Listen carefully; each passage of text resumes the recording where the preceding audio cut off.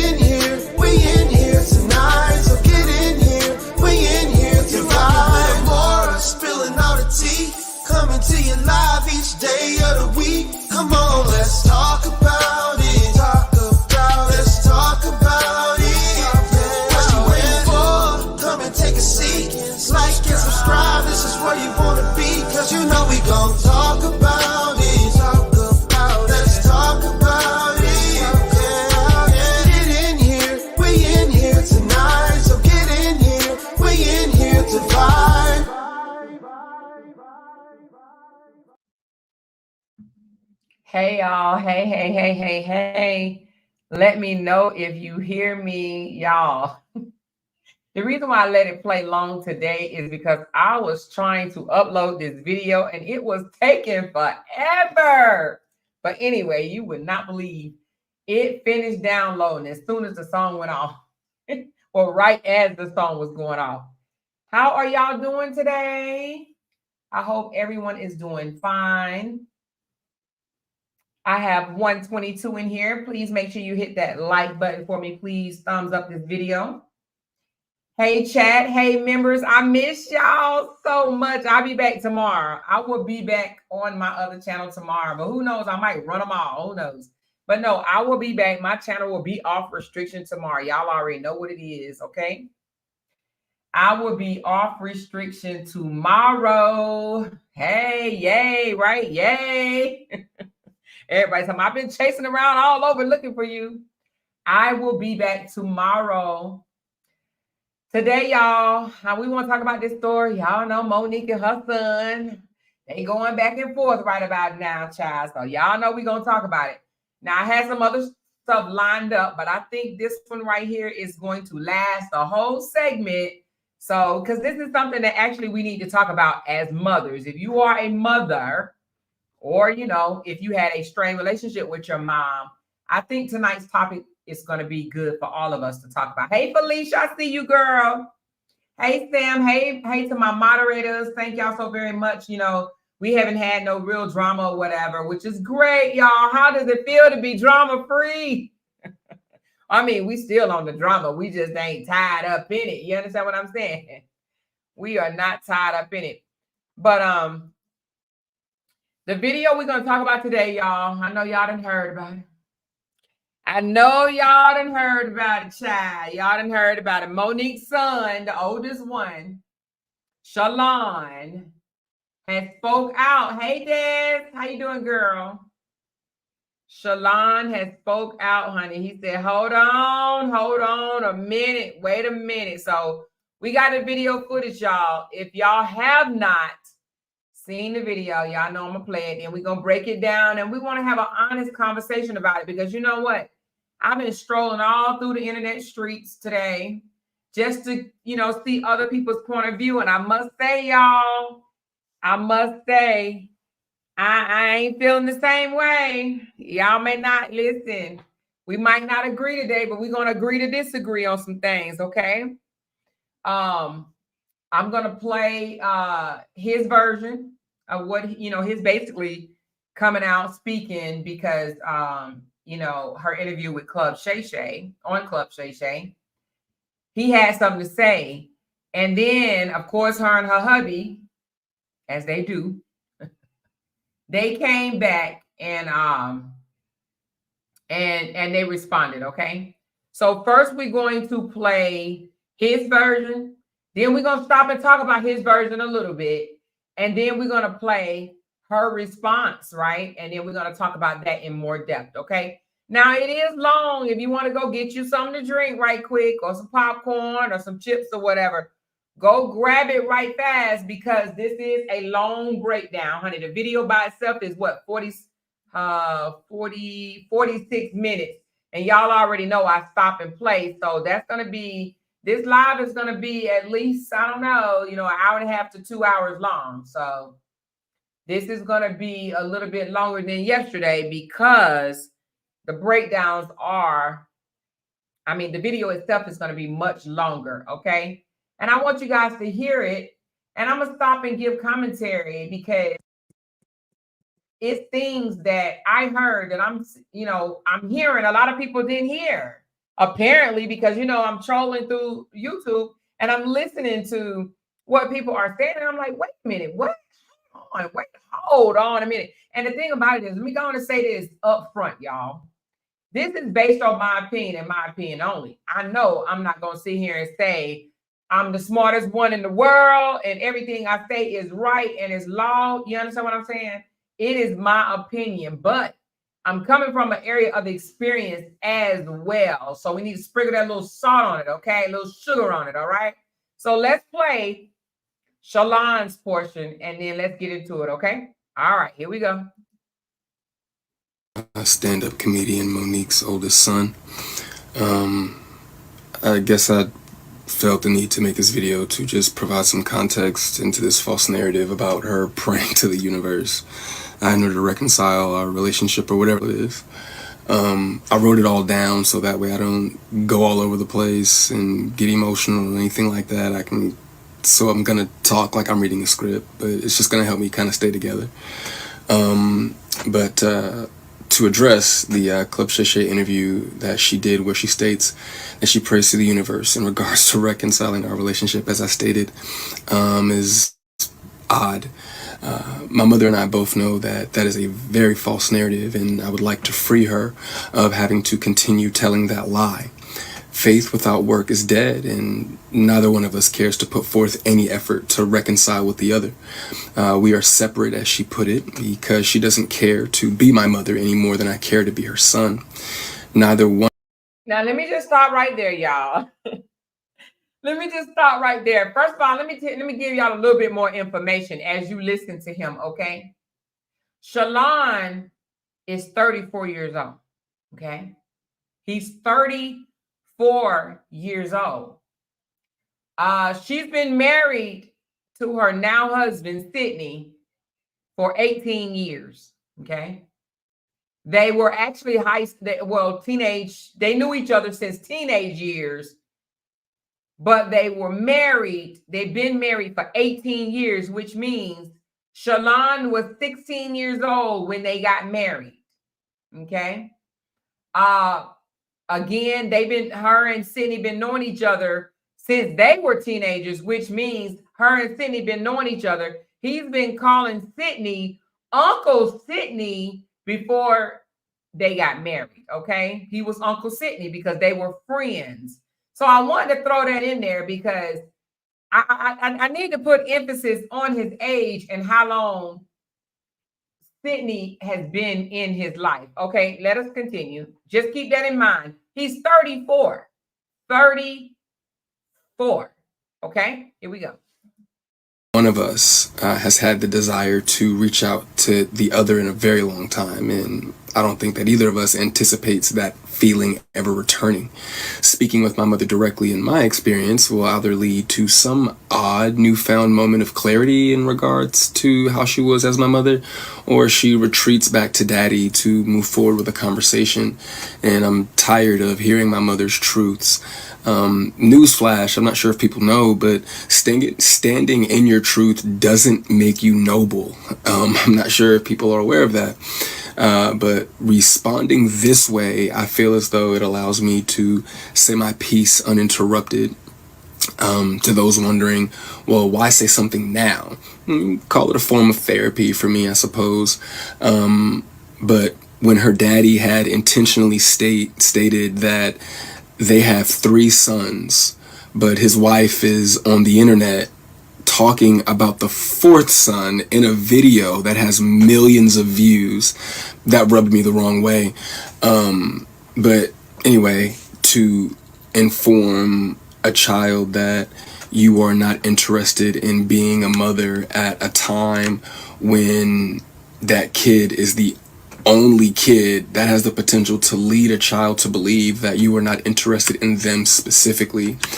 But to take it a step further, you also admit, my mother had also admitted to me that she didn't do the best job that she could do, which would also make one begin to question, all of your past decisions and prior emotional interactions. But to be completely honest and fair, those were things that I was willing to get over. Nobody's perfect. We're all human. But my mother showed a clear lack of humility, compassion, and consideration when taking any level of accountability for those things.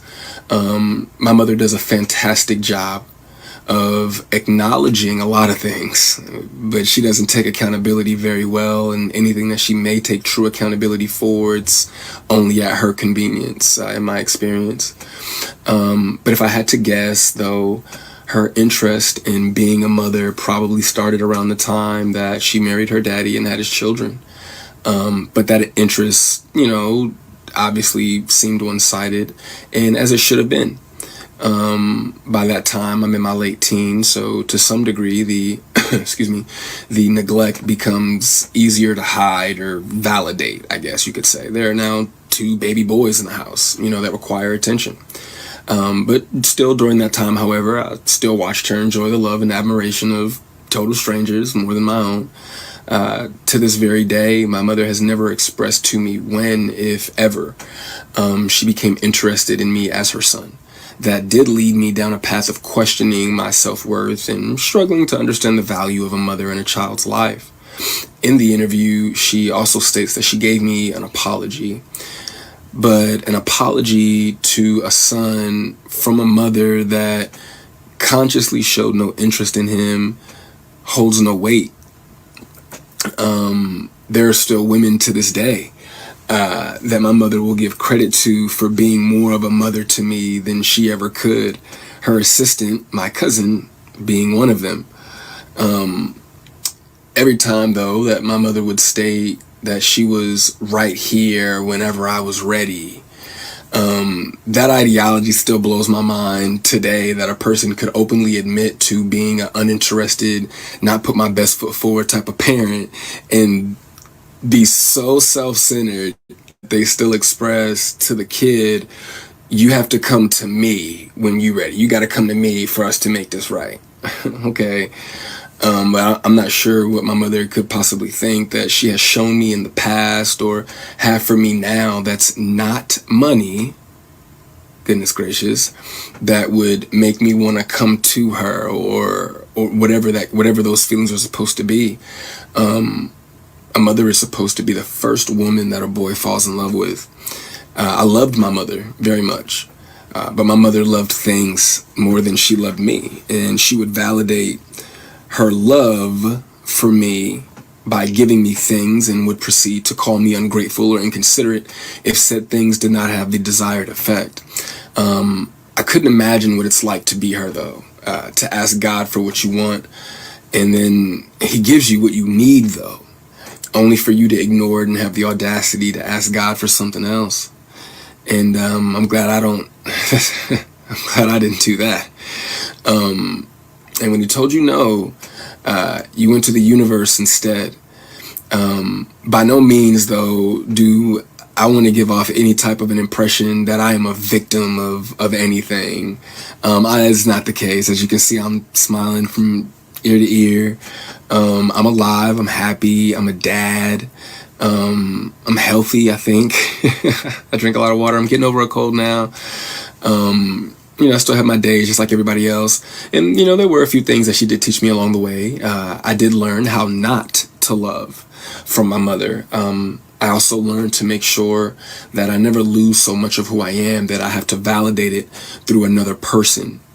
And though I feel as though, in hindsight, I think she did it reluctantly, I do appreciate my mother, for showing me what the top of the mountain looks like. You know what I'm saying? It did give me perspective on what hard work and dedication can get you, but I don't want something like that at the cost of giving up something that I created. I don't want it that bad. And speaking of creations, I genuinely, truly, I really did want my mother to have a relationship with my daughter. I even fought through those intrusive thoughts that were, if she wasn't interested in you, what makes you think she's going to be interested in your kid? But it took my mother no time at all to prove that those intrusive thoughts were correct. But what I can say, good for her, the universe did, bless her with three other sons, and God willing, I'm sure that all three of them are adults now. So I'm sure that one of them, God willing, if not all three of them, will make her the grandmother that she wants to be. I still look forward, to that moment for her. But overall, when it comes to the boys, though, I am happy that whenever they do hear me talk, sorry, my phone did something weird, but whenever they hear me talk, they don't know what it is. They can't relate to what it is that I'm saying. My experience with my mother is not their experience, with our mother. So my prayer for her and them is that they continue to see her the way that they see her now. I do also want to make sure that I say thank you to my mother for giving me life. Without that moment in time, I wouldn't have had my little one. But outside of that moment, there isn't anything that either of us has to offer the other. In my opinion, it's a waste of God's time and the universe's time for praying for something that you are not willing to put forth any effort to obtain. Putting the work into becoming Monique is more important to my mother than being my mother. And I do not believe that it was never about her being there and waiting for me, but it was supposed to be about me being there and waiting for her. My mother's value had reached such a low point in my life that I no longer found it necessary to either want to wait for her or even go to her. But like I said, man, I'm super grateful that she has the opportunity to do it all over again. You know, I'm happy for her. I hope the Cat Williams tour goes well, but you know, the narrative that she prays for us to reconcile is a false narrative. It's not real, and I'd appreciate it if she stopped saying stuff like that. Okay. All Hey, right, let me babies. stop. Oh shoot, hold on. All right, let's talk about that for a minute, y'all, and then we're gonna bring it back up and speak on Hold on, I'm sorry. Hold We on. just wait for y'all to come on in the room. We ain't ready for y'all yet. Okay, we ain't ready. Hold on, y'all. I done messed it up. That's what I get. Hold on. I'm sorry. Okay, let's stop it. All right, so let's talk about this for a minute, okay? And then we're gonna play their response, okay? Now, you know, I saw some people in the comments saying that because she spoke on him at Club Shay Shay, on Club Shay Shay, that he has a right to speak, and he does. Let's clear that up right away. He does have a right to speak, of course. Anybody has a right to speak, okay? That is our right. That's our opinion, okay? Freedom of speech, right? Now, what I call BS on with the son, okay? And then we're going to get to Monique's BS, okay? But what I call BS on with the son is, one, he's 34 years old.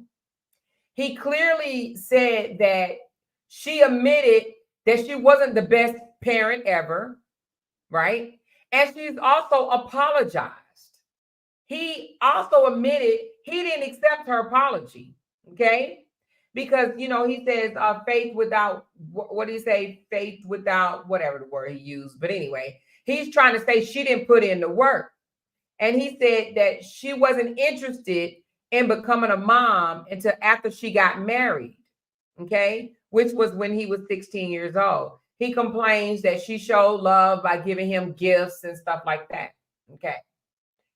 Now, I'm going to say this. Monique was what, 23 when she had him? She had him in 1990. She's, yeah, that's right, Cassie. Thank you. He said faith without work is dead. That's right. Thank you, Kathy. So she's 57, he's 34. So that puts her at a what, 23? 23 when she had him. Is my math correct? 23, that's what I got. Let me know. So she had him at 23. And, you know, he was 16 when she married, you know, her childhood friend. Okay. Now, what I don't understand, he said that she came to him and said, I know I wasn't the best mom ever. A lot of us mothers say that. A lot of us mothers can say that when we get older and we look back on how we raised our kids and we say, wow, we could have done this, we could have done that, we could have done this better, we could have done that better. So we all may have admitted that we wasn't the best parent ever. That doesn't mean that we was a horrible parent. That just means that when we get older and we know better, we look back and we say, dang, now that I know better, I should have done this, I should have done that, I should have done this, right? But it doesn't sound like she was a bad parent, and she apologized to him for not being the parent that maybe he felt like she needed, that he wanted her to be. Now, and when he says, oh, she wants me to come to her and I feel like she should come to me. Well, Shalon, you're 34 years old. I'm not understanding, what does he want from her at 34? Now, I'm not saying that they should be enemies and she should just go on off and, you know, and don't have nothing to do with him. But what do you expect a mom to do? Keep coming back and kissing your ass? I say hell to the no. Hell to the no. I'm saying that from experience, y'all. You can't keep kissing your kid ass. You tell your child, you know what, they throw in your face that you wasn't the best parent ever. You admit, okay, you know what, I give it. I give it to you. I wasn't the best parent ever. See, what he's doing is between him and his twin brothers, they're 15 years apart. He's seeing Monique as the more, because, you know, you got to think, Monique started her career in 1990. That's the same year he was born. She was hustling, trying to provide for them. You understand what I'm saying? She was trying to, you know, develop a career. Okay. And he may have been put to the side, to the back a little bit while she tried to, you know, develop a career. Right. So he may have not have felt that he was priority. And Monique admitted that and apologized for that. I apologize for not putting you first. I apologize for thinking more about my career than I did you at the time, right?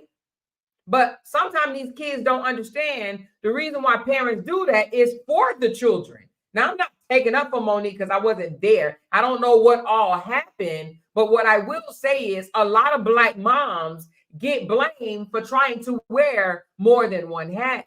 We try to wear the white hat. We try to wear the mother hat. And we also try to wear the working hat, okay? It is difficult to try to get out there and get it and be a mama and a wife at the same time. I didn't say it's impossible. I said it's difficult, okay? It's difficult. Somewhere between those three, husband, wife, being a wife, a mother, and out there in the working, between those three, one of those three is going to take a hit. And it may take, all three of them may take a hit, or one of them may take a major hit and one may not, okay?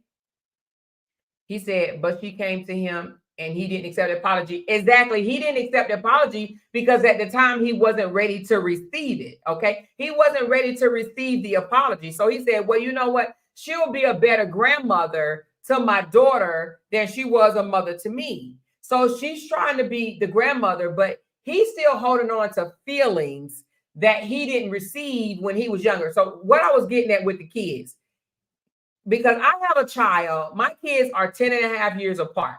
So trust me, when I feel this story 100%, he see how she is with, or how she was, or is, still is, with his brothers that's 15 years younger than him. He sees that she's laughing and she's more calm now. She's making the money, so she's not hustling like she used to. She's more calm. She's more relaxed. Finance is not a worry. She's in love. You know, things are just much more calmer and smoother in her life, or was by the time the twins came along. So she showed the twins a different life than what he saw. He saw mom busting her ass for something that at the time he couldn't understand. You understand what I'm saying? So I believe, now, I'm not saying his feelings are not valid. I'm not saying that they don't need counseling and they should go fix their relationship. But what I'm saying is I hear jealousy, okay, envy. He feels that she gave the other boys a better life, more attention than she gave him. He's holding on to that, okay? I believe he's holding on to that. And then the second thing, she came and apologized to you.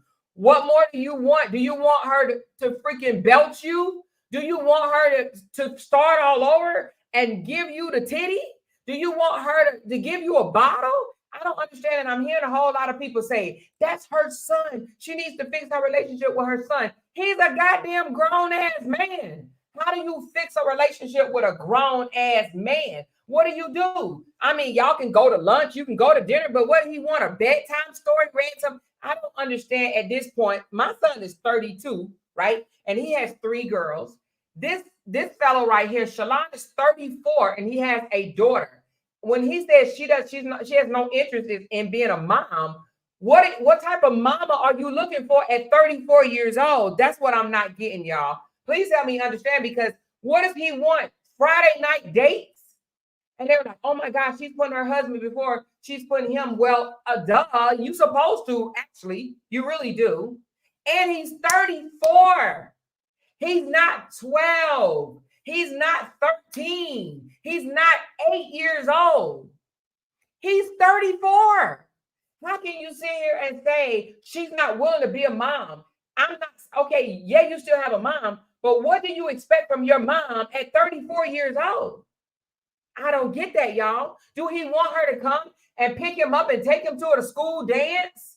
Like, what do you want from your mom? She's apologized to you. And he says, oh, well, she's not that much of a grandmother. Okay, well, we're going to hear the video in a minute where they say what she's done for her granddaughter.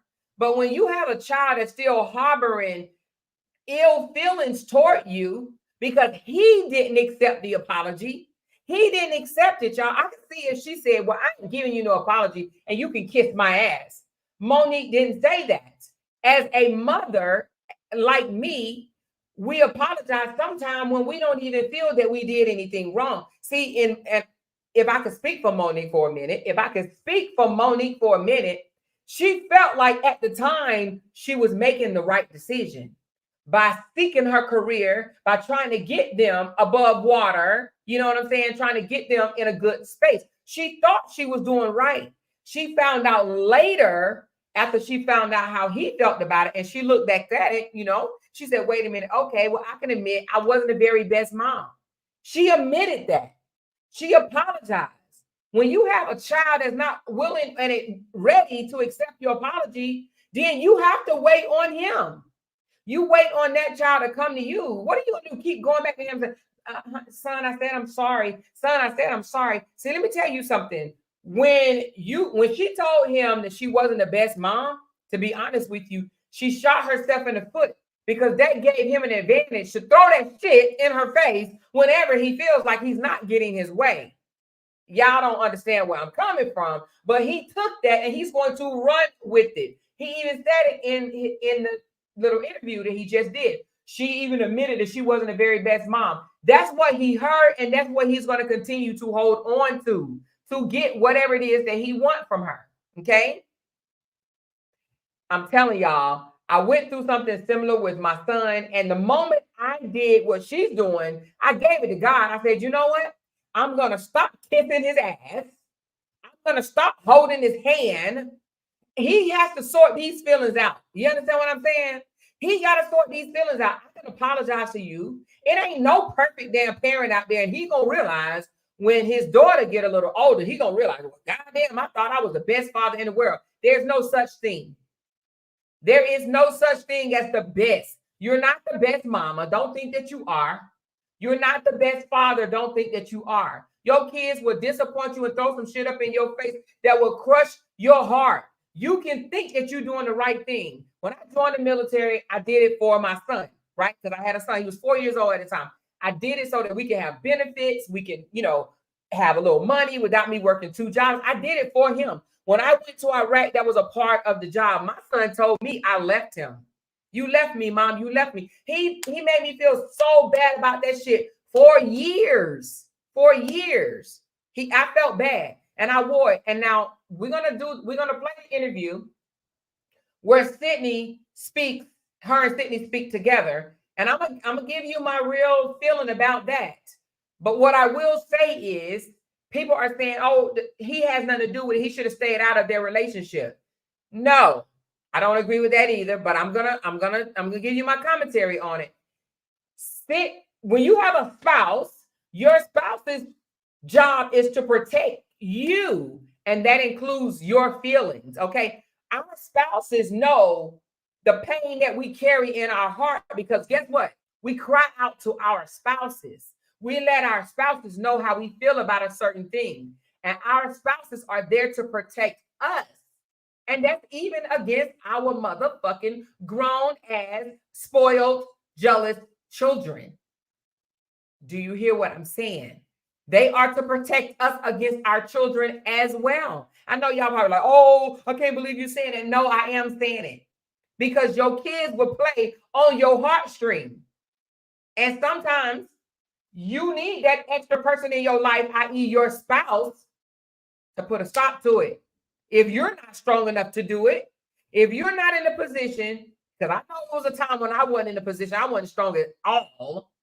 And it took my husband having to come in and say, you are not hurt my wife again. You would not make my wife cry herself to sleep every single night. And my husband told my son that. No, it stops today. It stops today. This woman, she loves you, this, that, and the third, or whatever. She cries herself to sleep at night because of this, that, and the third. It stops today.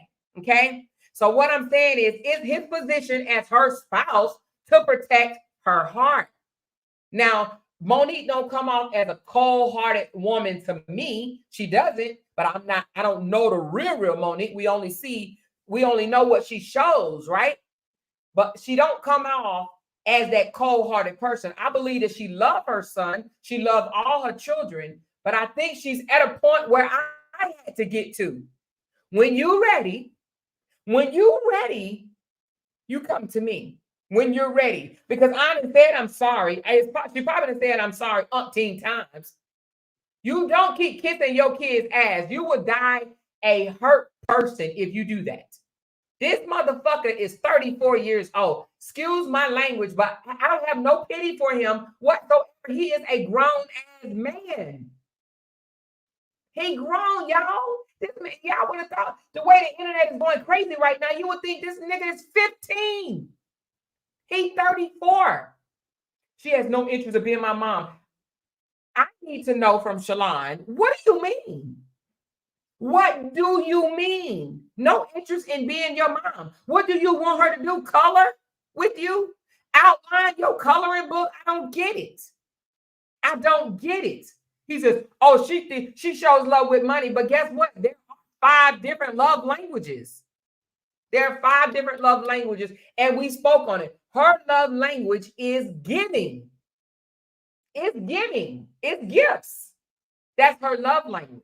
That's a lot of people's love language. Mine is, I like touchy-feely. My husband is doing shit, cleaning up damn house, washing the dishes, cleaning the clothes, stuff like that.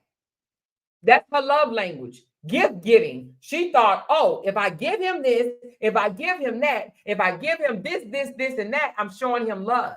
It wasn't his love language. It was hers. So he said, oh, yeah, she gave me things, but she didn't show me the love. Okay, that right there, I believe that when she apologized, he should have said, Mom, can we go to counseling? Okay. But let me just tell you what I think happened. I wasn't there, but let me tell you what I think happened. She apologized to him. She admitted I wasn't the very best mother, right? They got through it at that moment. And then the next time he got in his feelings, he threw that shit back up in her face, okay? But he did it one too many times. And then guess what? She said, you know what? I've already apologized, okay? I've already admitted I wasn't the very best parent. But what I'm not going to do, Shalon, is kiss your ass, okay? When you're ready to receive this apology and when you're ready to have the relationship that you want with me, you come find me. Now, that's what I believe happened. But see, he wants her to chase him. He wants her to run him down and keep shoving down his throat. I'm sorry. I was horrible. I was just, the worst person in the world. What parent is going to do that? Your kid, I'm telling you, if you have kids, if you have teenagers, and if they're doing that shit to you, nip that shit in the bud. Nip it in the bud, because if not, guess what? You're going to have a 34-year-old that's still bitter and harboring ill feelings. And then it's going to turn into a 44-year-old that's still bitter and harboring feelings. And then you're going to have a 54-year-old still bitter and harboring. You understand where I'm coming from? Do you get where I'm coming from? They will have you feeling like you are the worst being in the world. She raised him. He's 34 years old. At this point, he needs to forgive and move on. He don't have to forget, but forgive your mom and start from right now. You still thinking about when you was 13, nigga, please. You 34. And that is what hindered grown-ass adults. They hold on to shit that happened when they was a child, and they don't let it fucking go. And then they turn out to be horrible-ass adults. Let's just keep it a buck. He needs healing. And the reason why I say he needs healing, not they need healing, he needs healing because it's something that he's dealing with within. Ain't no, listen, Shalon, Earth to Shalon, there's no perfect fucking parent. And how I also know that she wasn't a horrible, horrible person, because he says, I speak to my other siblings about it, and they don't see where I'm coming from. He says, I speak to the other kids about it, and they don't see that. They don't see that side of her because Shalon is you.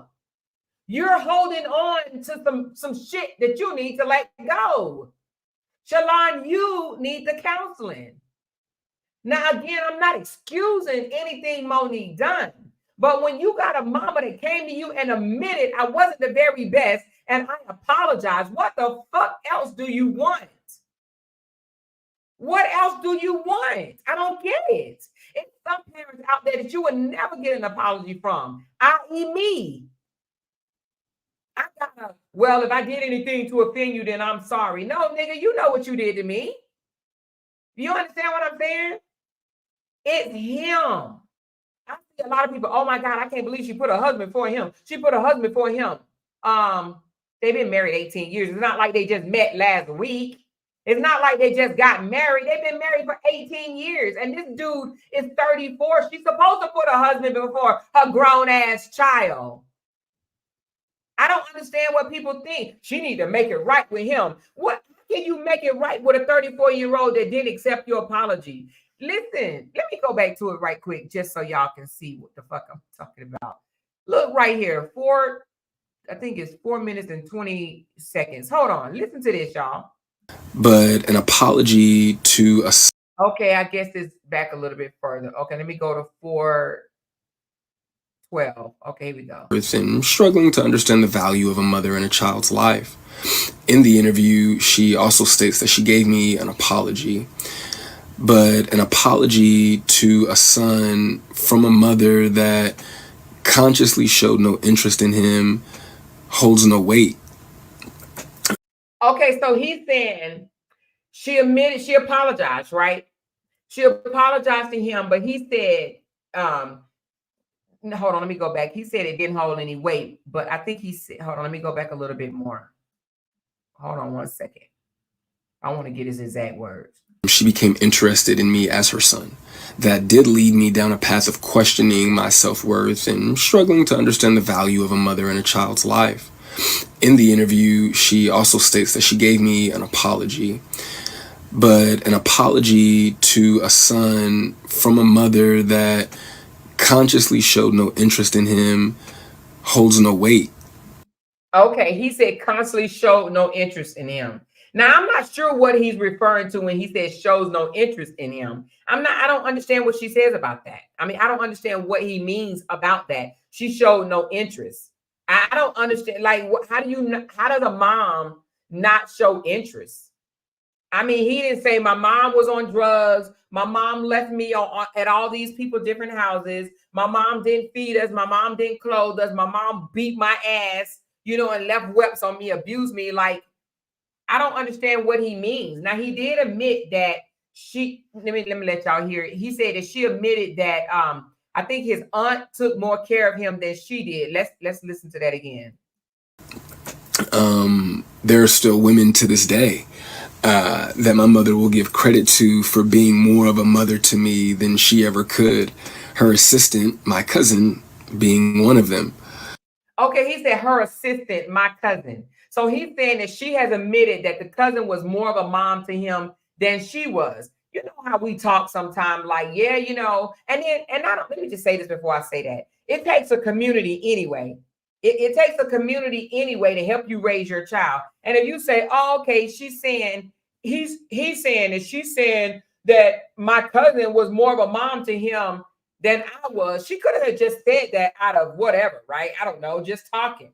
She could have. I'm not saying that it's right or wrong, but what I am saying is Shalon. It sounds like Shalon hold on to words, and you got to be careful with people like this. They like to word play your ass to death, and I can't stand that shit. I can't stand it at all. You know what the fuck I meant. You understand what I'm saying? But he's holding on to words. And he's like, oh, well, she even admitted that my cousin, her assistant, was more of a mom to me than she ever could be. Okay, so what if it was true? What the fuck does he want from her now? What does he want from her now? You understand what I'm saying? What does he want from her now? Whatever happened, because I see somebody say, oh, he didn't go to her games, he didn't go to graduations or something like that. I don't know. Where did you hear that at, Tammy? Did he say that she didn't go to graduations? That she didn't do those things? Because even if she didn't, at 34 years old, what do you want her to say? I'll go to your damn game. Let's go graduate over again. Let's celebrate every birthday you ever had. Like what? At 34 years old, what do you want now? You cannot live in the past. You cannot live in the past. Okay, you said you're using it as an example. I understand. So my thing is this. I think that he's holding on to something. I do believe that if he wanted a relationship with Monique, he can have a relationship with Monique. He's not the only celebrity kid that has came out and said things about their parent. They felt neglected and shit like that. A lot of celebrity children says that because guess what? That's how they feel. I'm not saying that their feeling is wrong, but I'm saying at this point, you're going to have to pick a struggle. Somewhere along the line is going to be neglected. Again, it's either going to be your wifely duties, your motherly duties, or your career duties. It's going to be neglected somewhere. I believe that when you're a child, you don't understand that your parent is trying to go out there and get it for you. For you. For their children. But the other kids have said, that's not what I experienced. If she was a bad mom, now y'all correct me if I'm wrong. If she was a bad mom, I believe all the children would be complaining about her. How can you be a bad mom, but your other kids don't see that in you?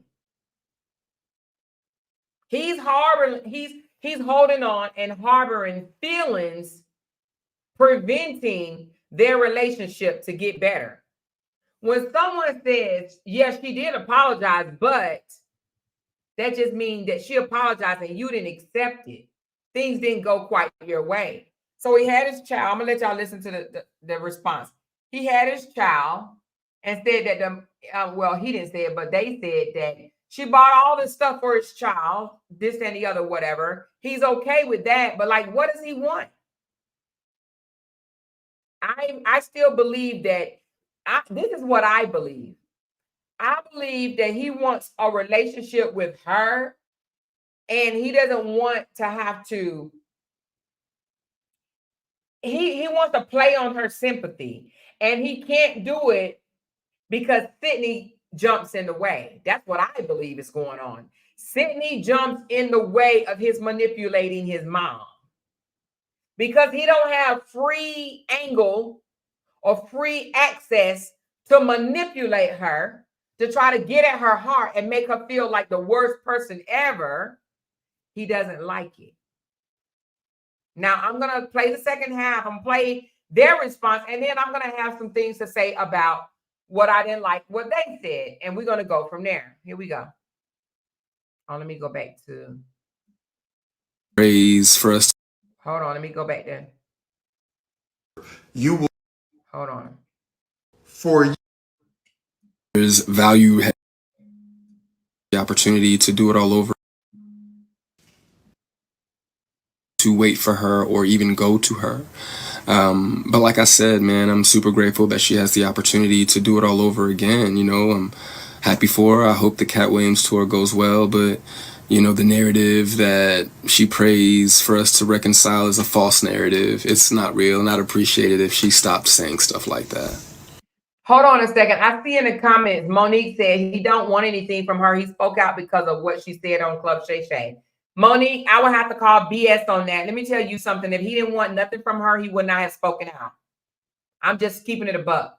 He spoke out because he wants her to reach out to him. That's why he spoke out. I don't care what came out of his mouth as far as, no, I don't really want anything from her. And we know both know that it's not going to be this, that, and the third. If he didn't want a relationship with her and if he wasn't feeling it and didn't want it to change, he would not have spoken out, period. That's just not, he did it because this is what you call calling out without calling out, reaching out, longing for. That's what he did. That's exactly what he's doing. He's longing for her, but he wants her to come to him. That's what he wants. Trust me, I know that. If he didn't want to have nothing, if he was like, listen, and she can say whatever she want to say, if he did not want anything from her, he would not have did this interview. Put it on TikTok. He wouldn't have done it. He did it because he's calling out for attention from his mother. He wants his mother to reach out to him. He said he spoke out because she lied. She shouldn't have either then because they both said they were done with each other. Lied about what? All she said is she's praying to the universe that their relationship get better. How is that a lie? And how does anybody know that's a lie? How does he know that she's praying to the universe? How is that even a lie? How is that a lie? She could seriously be praying that to the universe, hey, I hope everything gets better with my son and I, without letting him know, oh, I'm praying to the universe. So let's hear what she has to say. I have to disagree with you on that one, Monique.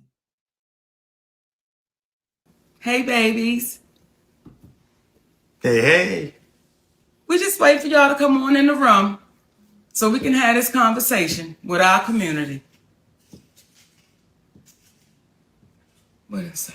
Oh, we good. Let's rock and roll, baby. Let's rock and roll. Mm-hmm. The title of our conversation, or the theme of it, is called The Long Way Around, because ain't no shortcuts. Pickles, stop playing with that paper, please. Okay, so Monique said, why pray to fix something said? We say things all the time, Monique. We say things. We may say, you know what? Listen, trust me. I wrote my son off. I said, you know what? I give you to God. Now, that was when he was in his 20s, like 20, maybe 4 or 5 or something like that. I wrote him off. I said, you know what? I can't do it no more. I can't do it no more. I give you to God. I'm going to let God deal with it. And I meant that. And it took my son having to come around to me because I was done. And I'm for real. A parent get to the point where they be done. They say they done. They think they done. But then God turned that thing around. But I was done. It's only so much a goddamn person can take, man. I'm trying to tell you, these kids will play on your strings. Just like in relationships, when you get hurt and you can't eat, you can't sleep, you can't think this, that, and the other, your kids will make you feel the same damn way if you let them. If you let them. But let's just continue on. The reason we're having it is a multitude of reasons, but we're going to start off with, there was a Instagram that was put up, or I guess It was TikTok, baby. TikTok that was put up by My son. My oldest son, Shalon. And this is what I want to say to this. There are some people that are saying, oh, you should be ashamed of your mothering skills. You should be ashamed of yourself. This is what I'll say. Let's let it play out. Because the same ones that said to me, I was crazy, I was deranged, we watched it play out. So just like with my son, we'll watch this play out. And I do want to address this though, Shalon. When you say her daddy, then that's when mommy gonna say stop playing, because you know this has been Uncle Sid your whole life. Now, y'all, I do not like what she just said. You hear me? I'm gonna play it again. What the fuck, Monique? I do not understand why she said what she said. Listen to this. Hold on, let's play it back. Now, this where I got to say, Monique, what the fuck? Gonna say stop playing, because you know this has been Uncle Sid your. Hold on, let me go back a little bit more. And I do want to address this though, Shalon. When you say her daddy, then that's when mommy gonna say stop playing, because you know this has been Uncle Sid your whole life. Okay. So what they're referring to is when they said he got 3 sons. So she actually has 4 children. And when she tried to take up for Sydney by saying, oh, well, the reason why he said he has 3 sons because, you know, he's been Uncle Sydney to you his whole life. Well, Monique, that's why I have to call bullshit on this. When he accepted you in marriage in 2006, when Shalon was 16 years old, he went from uncle to daddy, Monique. What the fuck do you mean? He's Uncle Sydney. He's not Uncle fucking Sydney, Monique. He is daddy. And she even goes further and say, because you know you have a daddy and he's friends with your daddy. Well, he got 2 daddies, Monique. What the fuck are you talking about? Now that I don't understand what she mean. He's been Uncle Sydney all your life. Okay, he went from Uncle Sydney to daddy, Monique. There's a lot of our boyfriends have been uncle until we made them daddy. So I don't understand what the hell she get from that right there. I don't understand why they write and say out of their mouths that they only have 3 children when they have 4, even if your 4th child is estranged, even if you ain't fucking with that child, it's still you have 4 children. I don't get that part. I only got 3 sons. No, you got 4. You got 4, period. They write it.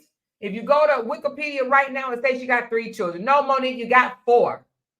I don't understand. Just because you're not getting along with your child don't mean that he's not still your damn child. So that part I call bullshit on that. Monique and Sydney sitting on that couch talking about they only got 3 kids is fucking insane. In fucking insane. And I do want to address this though, Shalon. When you say her daddy, then that's when mommy gonna say stop playing, because you know this has been Uncle Sid your whole life. Uncle Sid knew you before you knew you. So for you to say her 3 sons, yes, you're absolutely right. He has 3 sons. He can't claim you as his son because he's always been Uncle Sid, and he knows your daddy very well. I still call bullshit on that because only 2 of the kids is his, which is the twins. She had 2 kids by her first husband, Mark, the NBA player or ex-NBA player or whatever, and then 2 by him. So why is it that he can claim Mark's other son, but he can't claim Shalon? So I call bullshit on that, Sydney and Monique. That's bullshit because he only had 2 kids with you, and that's them damn twins. 2 of the kids was from her first relationship, her first marriage. So that's some bullshit. And you can see it all in Sydney's face that he don't even believe the bullshit she just said himself. You knew you. So for you to say her 3 sons, yes, you're absolutely right. He has 3 sons. He can't claim you as his son because he's always been Uncle Sid, and he knows your daddy very well. And love that brother.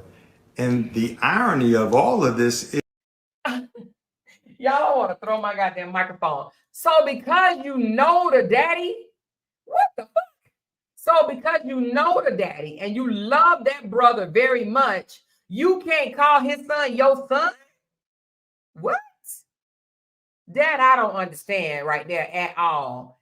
Now, I don't even understand how the hell they can come up with that one. They lost me on that one right there. I'm going to play it again. I'm going to say stop playing because you know this has been Uncle Sid your whole life. Uncle Sid knew you before you knew you. So for you to say her 3 sons, yes, you're absolutely right. He has 3 sons. He can't claim you as his son because he's always been Uncle Sid, and he knows your daddy very well. and love that brother. And the irony of all of this is not what is said, but what's left off. Yes. See, you're leaving off the fact that the last time we laid eyes on you, your mother got you everything you needed for the newborn baby about 3 years ago. You're forgetting about how I, from Georgia, am talking you through getting your car after we gave you the half the down payment for it, and you were 31 years of age, 32 years of age at that point. Now, I'm going to tell you this, and that's another thing that I disagree with, because now they trying to throw in Shalon's face. We still spending money on you at 30 years old, 31 years old. We still doing financial things for you in your 30s. So I don't like that, because, again, Shalon is coming from a different place. He's already saying, listen, that ain't my way of, that ain't my way of receiving love. Finances, you buy me things is not my way of receiving love. Now, of course, it sounds like that's Monique's way. Giving shit is her way of expressing love. He's saying, Shalon's saying, that's not it for me. That's not it for me. That's not it for me. And here goes Sydney. Here goes Sydney throwing in his face. We did this financially for you. We provided for you financially. And to me, I don't like people to do shit for me that's going to throw it in my face.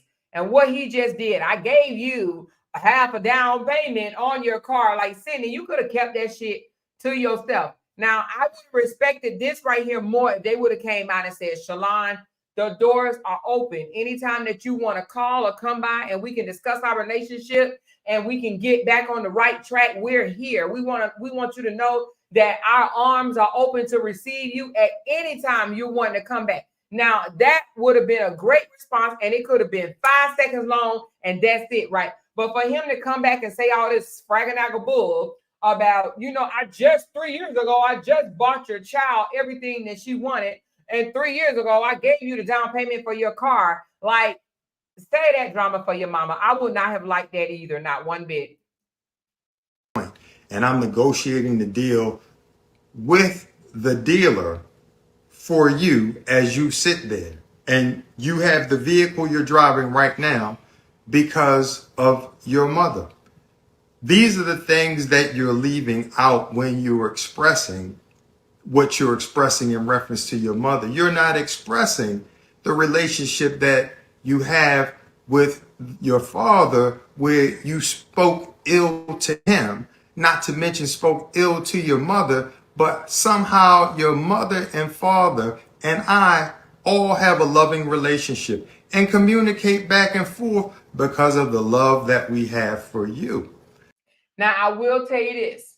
So what he's saying, listen, you spoke ill on your mom. You just spoke ill on your daddy. You probably called both of them bad parents. All three of us get along. So it's you. Now, and I do believe it's him. I do believe it's him. But I just don't think that Sydney and Monique, I don't think this was appropriate for them to even say shit. I don't think it's appropriate for Sydney to try to say what him and his father relationship is. He has nothing to do with whether he speaks ill on his real biological daddy or not. If his biological daddy is not out saying, well, yeah, my son talked fucked up to me too, then Sydney is clearly not yours, Uncle Sydney. Uncle fucking Sydney. Uncle fucking Sydney, because that's who you are. So Uncle fucking Sydney, why are you out here telling the world that he don't have a good relationship with his biological dad either? No, I don't like that at all. The fuck?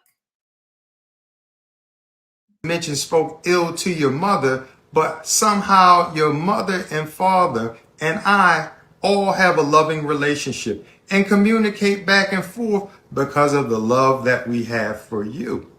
The one thing these individuals, and to the individuals out here that oftentimes speak after they've heard one side of the story, there's an old saying, believe half of what you see and none of what it is that you hear. Please don't take our word for it, but what we will convey is this.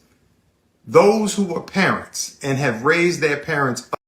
Des, that's a good thing that you just said. And I want to speak about it before I forget. So she said, if you're tired of them giving you stuff instead of showing love, then simply stop calling, asking for stuff, and ask for time. Exactly. So you're going to sit here and say, oh, they just give me stuff. You just give me stuff. You give me stuff. Okay, you in your 30s anyway. Why in the hell do you still need your parents to co-sign for your goddamn car in your 30s? Okay. So first of all, it is not about you receiving this, that, and the other. If you don't want their shit, if they ain't showing you love, then why the fuck are you taking it? Why are you getting a down payment? Why are you getting a co-signer? Like, why? If you don't like them, go get it from somebody else. Why he couldn't get his daddy to co-sign for it? Why he had to go to his uncle? Okay? I don't get that part either. Like, the whole damn thing is for show. Let me go back a little bit. They about making me mad. Make me want to get on that couch and tell Sydney to shut the fuck up, but at the same time, it want me to run and tell damn Shalon to stop fucking crying. The fuck? Somehow your mother and father and I all have a loving relationship and communicate back and forth because of the love that we have for you. The one thing these individuals, and to the individuals out here that oftentimes speak after they've heard one side of the story, there's an old saying, believe. And let me just say this, y'all. See, I'm so passionate about this thing because I've walked in these shoes. Now I'm gonna tell you something. Another reason why he probably mad as fuck, because they probably told him no on some shit. They probably told him he probably asked them for some shit, even though he says, oh, it's not about their money. Oh, whatever. If you still getting your damn car co-signed for at 31 years old, it's definitely about money. Okay? Fuck that other shit. So he probably asked for something. They probably told his ass no, and he got in his feelings. Now he ain't gonna say that part, because if he's saying all this other shit, why didn't he come back and say, well, yeah, I did need them 2 or 3 years ago. He's 34 now. So at 31 years old, I think he said 3 years ago, at 31 years old, I needed him to co-sign for my car. I needed a down payment for my car at 31 years. Don't nobody even pay a down payment for, who pays a down payment for their car? Who does that? You do not even have to pay a down payment for your car. Like, they still do that shit. Like, I have not paid a down payment for my car in years, like as an adult. Well, an adult, not like in my damn 20s and shit. But a whole adult don't pay no down payment for their car. That must mean he got some fucked up ass credit. That's what that means to me. Believe half of what you see and none of what it is that you hear. Please don't take our word for it, but what we will convey is this. Those who are parents and have raised their parents up to being adults. The children. Raise their children up to being adults. Right on. Those who are parents that raise their children into adulthood know that there comes a time and a place in which they determine their own decisions, their own path. You can have multiple children that are raised in one house, but they act and they take on different things. The reason why it was so important for us to entertain these conversations that we typically have privately, or that we're influenced to have privately amongst the people in our community, is because we need to stop being embarrassed about being human beings and about being Black human beings. You will oftentimes hear us saying we are embarrassing ourselves in front of them. Who is them? Who are they? Because when you hear someone articulate these things, that is the slave's mentality. It makes us believe that we as Black people need to conduct ourselves with dignity because white people are watching. You should conduct yourself with dignity because the spirit of you is watching. Come on. But we need to have these conversations out loud and taboo, because we have a finite period of time together here on this earth. You will travel through infinity with the spirit that you have all alone, and you will not remember the ridicule that you receive, but you will be judging yourself. You will be determining for the rest of your life which way that you go, as you have thus far. So this conversation is about speaking directly to what situations are. And many people oftentimes, when they are presented with an issue, they stay quiet, they hide, they disappear. And what we're saying is that's not who we are, because what you cannot do is you cannot trick an honest person. Come on. You can demean, you can say whatever you want to say about them negatively, but what will happen is truth has a way of standing the test of time. Now, I absolutely agree with him. Truth does stand the test of time. It don't matter how long it takes for it to happen, but the truth will always come out, baby. Always. And so it does. Truth will reveal. It will reveal itself. Now, something else he said that I want to touch on right quick. He said, once you raise your child to be an adult, right? They take on what path they want to take. They either take on the path of, okay, you know what, I'm gonna continue to move forward, and I'm gonna move forward in this direction, or I'm gonna move forward in that direction. Me and my sister, and she may be in here listening. We grew up in the same damn house. We grew up in the same house, but she held on to things that I didn't hold on to, and she couldn't, for the life of her, understand why I did not hold on to certain things, right? Because first of all, I didn't want to hinder my growth. I didn't want to stunt my growth by holding on to shit from the past. So his brothers, right? They chose to not harbor or hold on to anything that happened to them as a child, okay? And he don't understand why they don't hold on to anything. I'm telling you, Shalon is the one that needs the counseling. He needs it for him. But him, I'm telling you, the only way him and Monique's relationship is going to get better, he has to forgive her for what he's blaming her for. Even if she didn't go to the graduation, he has to forgive her. Even if she didn't go to football games, he has to forgive her. Even if she didn't go to birthday parties, he has to forgive her. Because if he don't, it's only going to hurt him. Now, I saw somebody in the comments say, well, I didn't see that he said anything wrong. Well, I didn't see that Monique said anything wrong. Monique, when she went to Club Shay Shay, she didn't say, oh, I hate my son. I'm done with him. I'm through with him. She says, I'm praying to the universe that things work out. What did she lie about? How can we sit here and say that she's not praying to the universe? I don't get that. How is that a lie? I mean, please inform me. How is that a lie? Even if she said out of her mouth, I'm done, I said I'm done too. If any parent that's listening to the sound of my voice right now that has an adult child that said they're done, put it in the comments. Say, yes, I did.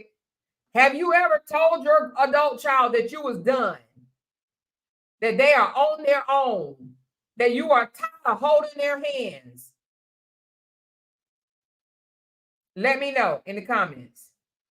She said, I gave mine to God. She said, yes, I did. See, look at these. Now, all these parents here that said I'm done, now that you said that, how many of y'all are still praying that things change? Things between you and your child change? Because I know I did. I was done. I was done. But I still love my son, and I still prayed that things worked out. But what I wasn't going to do was kiss his ass. And that is how things turned around, because he realized, damn, my mama really did wipe her hands. Well, let me go and slide back in there, because my mama threw with my foolishness. My mama ain't entertaining my foolishness no more. I'm trying to tell you, once they realize that you ain't entertaining their foolishness and you can do without their ass, just like they say they can do without you. Oh, they come around, honey. They come around. They like, oh, hold on now. Hold on. Hold on for a second. Mama, no, I ain't mean it like that. No, we were both done with each other. He said it to me. I said it to him. I'm done with this. I'm done trying to kiss your ass. I will not apologize again for not shit. Especially when you ain't do nothing intentionally to hurt them. You apologizing just so things can be smoothed over. You giving them that much. But you want to throw in my face how I did this and how I did that, when in reality, I did it for your black ass. I did it for you. Did you really want to know the truth? Whether you believe it or not, I did this for you. It's called sacrifice, baby. And that's what kids don't understand. It's a lot of parents out there sacrificing. Their daddies can do the exact same bullshit, and they won't throw in their daddy face. Oh, but you left me. These motherfucking daddies don't even be around. But when they kids get older and shit, they're the best fucking friends. Let's go to the football game and have hot dogs with mustard and ketchup and pickle relish on it. This motherfucker wasn't even there for 5 birthdays in a row. And now you want to have football. You want to go to football games and have fucking hot dogs? He don't know the first thing about your nose bleeding in the middle of the night, and we don't know how to fucking stop it.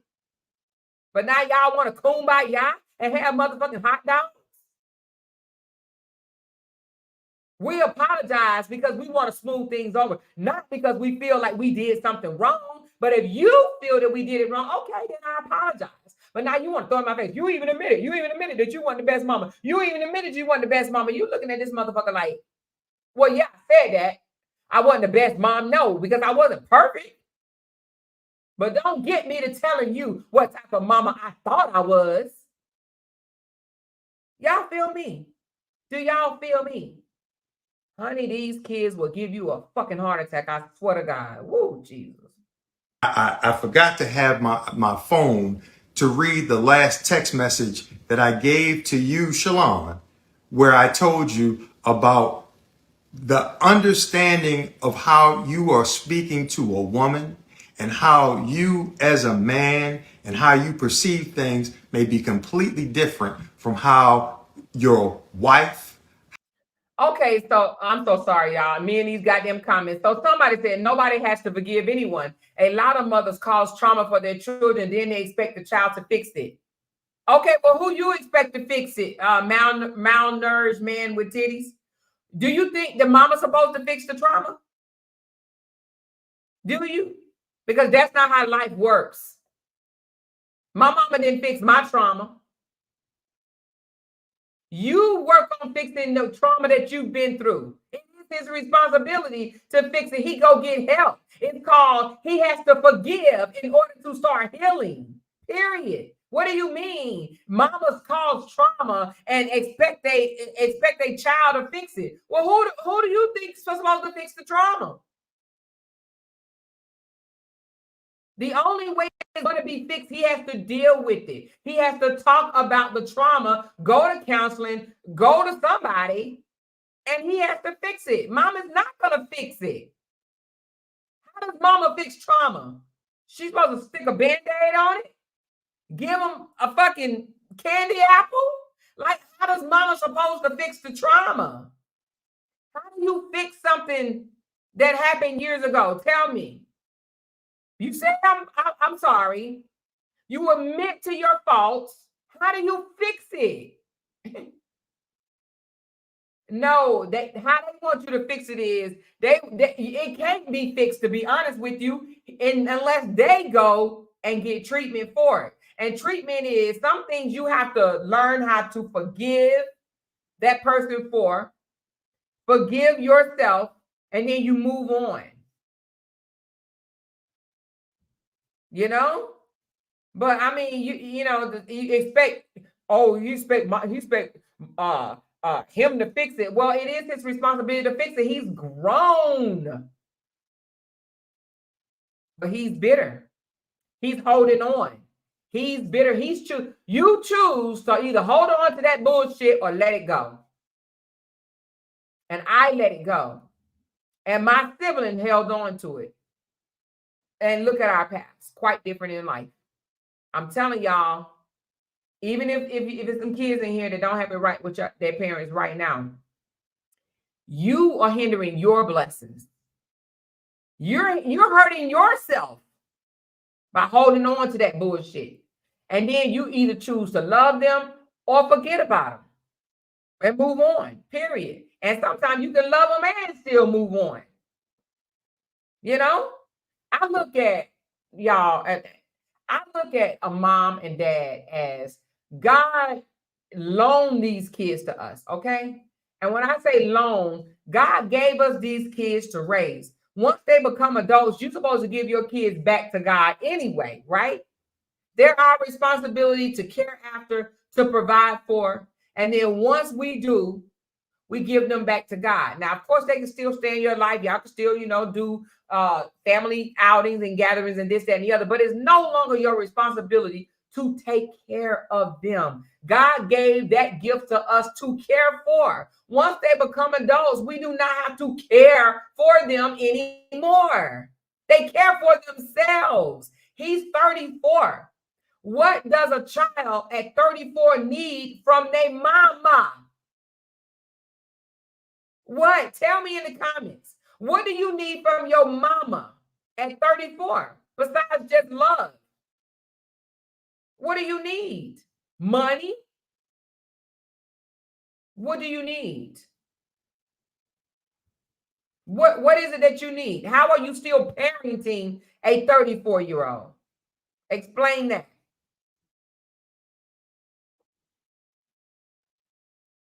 How are you still parenting a 34-year-old? He's grown. He has to parent his child. How are you still parenting him? How your mother, how your sister, how your daughter will look at things. And when you learn how to communicate a little bit better, then things will happen a little bit better. I disagree. Somebody said you will always need your parents, no matter how old you are. That's not true, child. I ain't had a parent in I don't know how many years. You don't need your parents. You do not need your parents. I'm sorry, but you don't. You can still succeed in life. You can still move on. You can still grow. You can still advance in life. You don't need your parents. Now, you may long for them. You may want them, but you do not need your parents. I haven't had parents. Hell, shit. Well, I'm an adopted child, but I don't have parents, really. You don't need them. Somebody said you need them for the rest of your life. Like, how? Need them how? Need them for what? What do you need them for? Okay, whoever said that, what do you need them for? Advice? You can get advice from anybody. Like, when you say you will always need them how? For what? To call them up and ask them how to make soup or some shit? Like, what do you need them for? Need is such a strong word. Like, what do you need them for? Yeah, you long for your parents because you love them, but what do you need them for? I don't understand that one.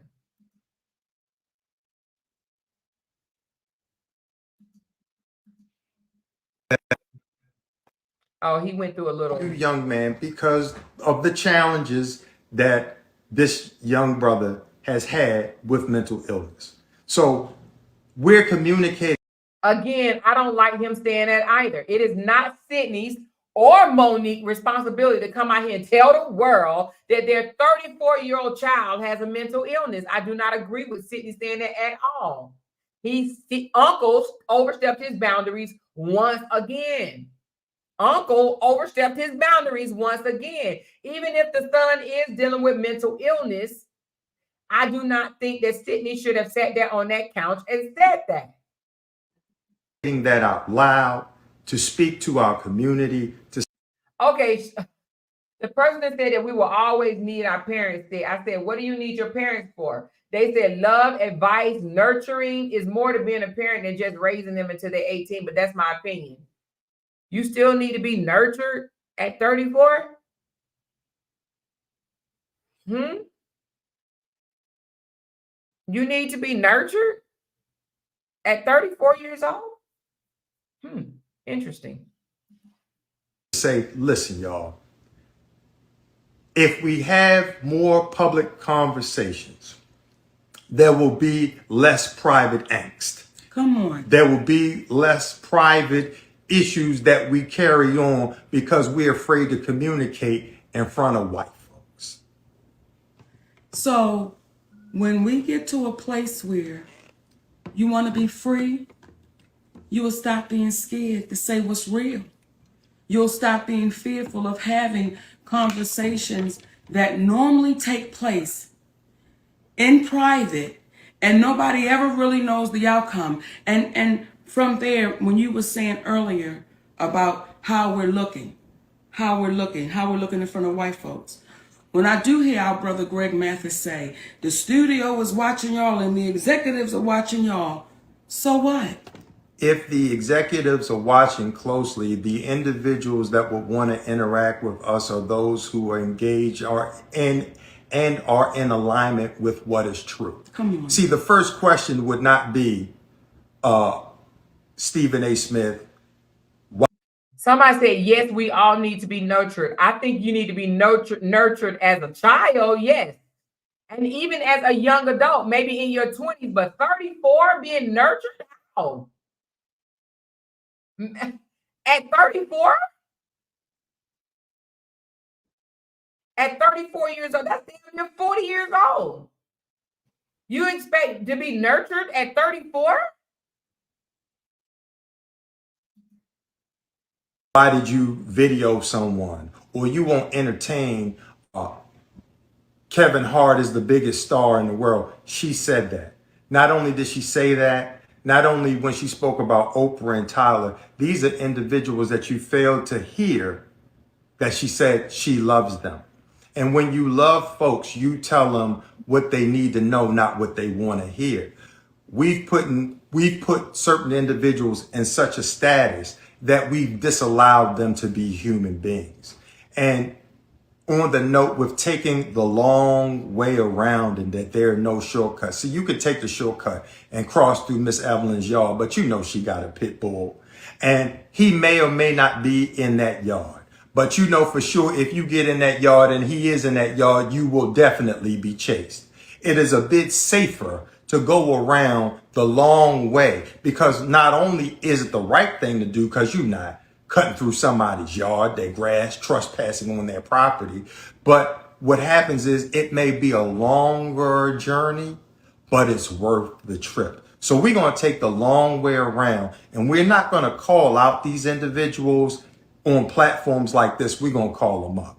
Now, please don't confuse. When Monique is standing on stage, she has an artistic paintbrush.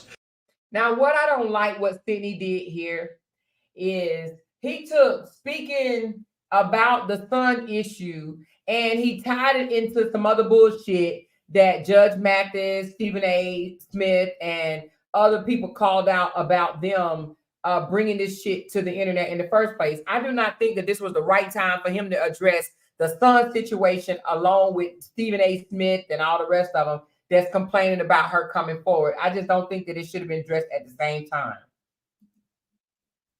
Designed to paint her life and make people laugh in a way in which a comedian is supposed to do. So her life experiences are fair game. They're fair game.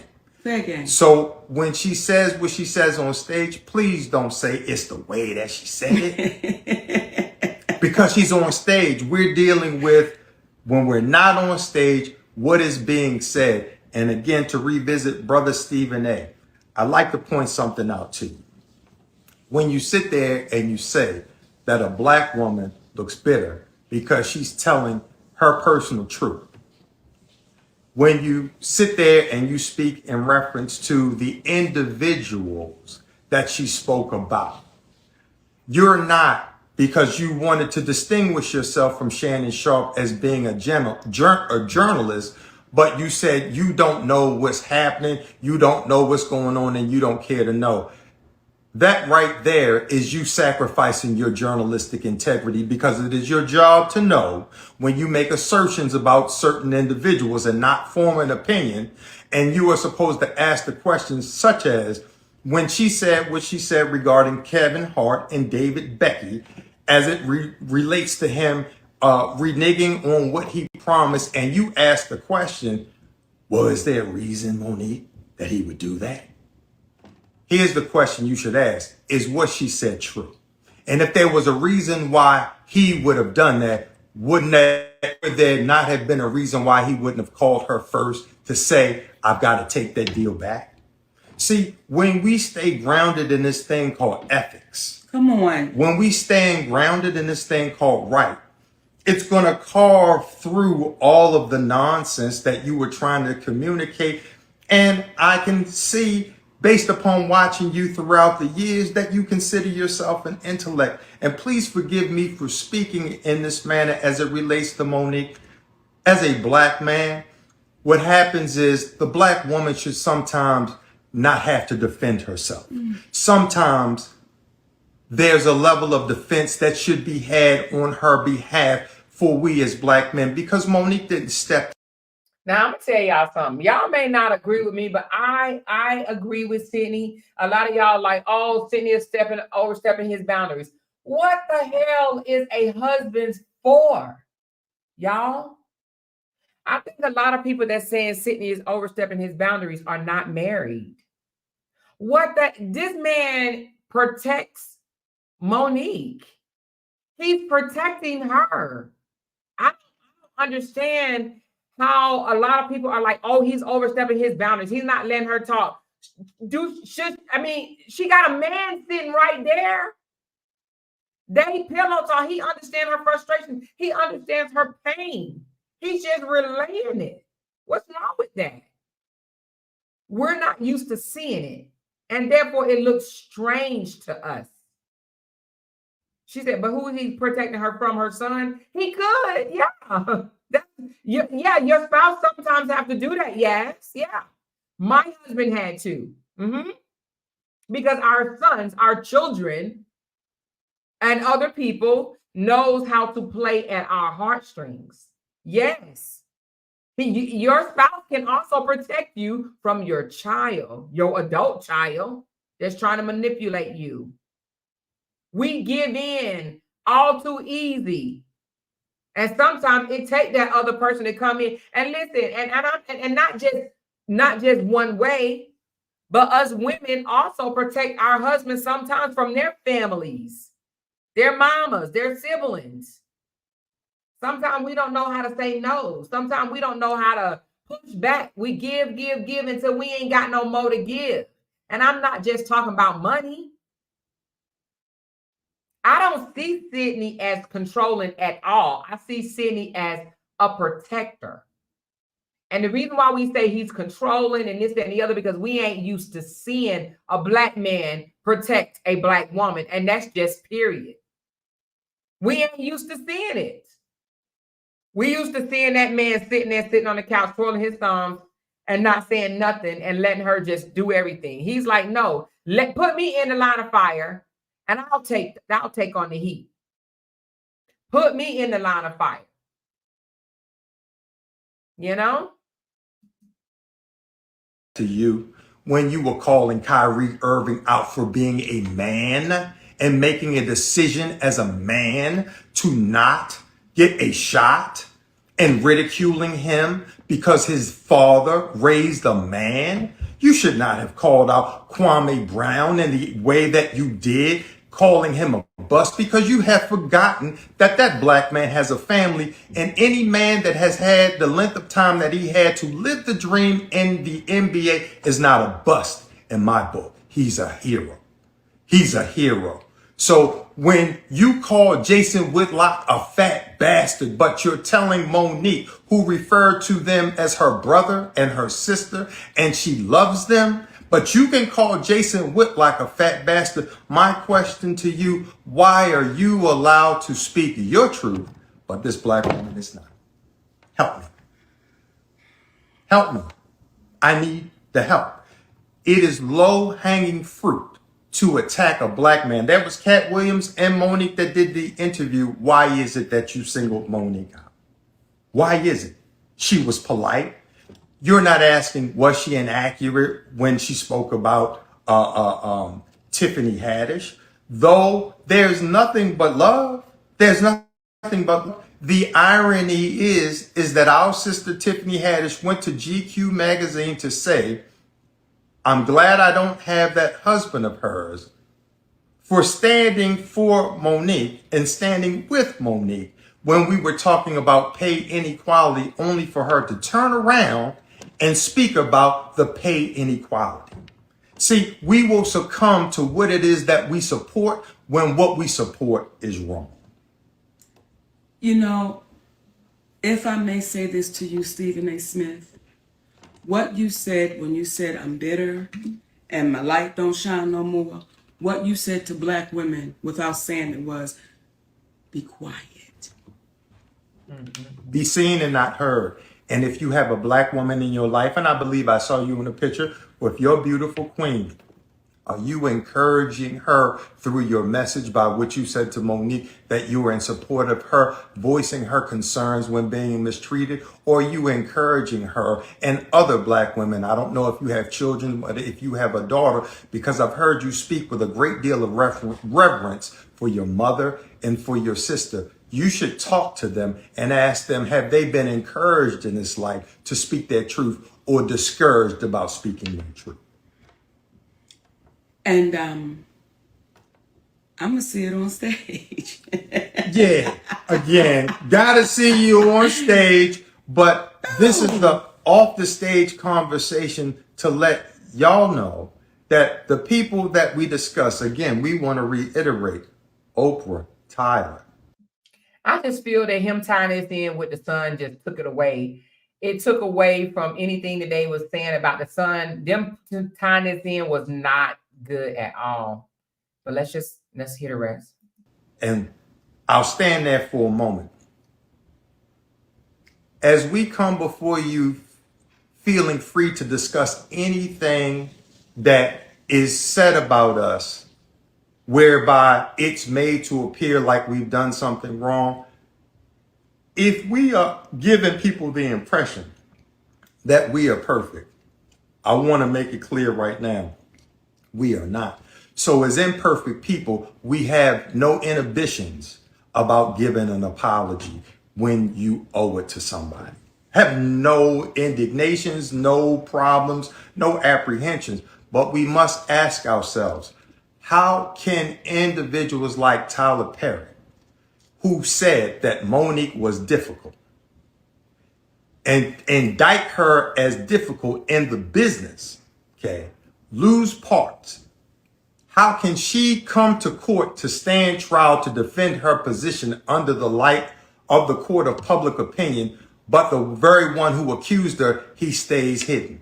Why would that be? Why would that be? Mother Oprah, Lord of the master classes, okay? The one who is now, aren't they getting ready to give some sort of talk in reference to, what was it? I know part of it was forgiveness. Oh, and yeah, her and Tyler.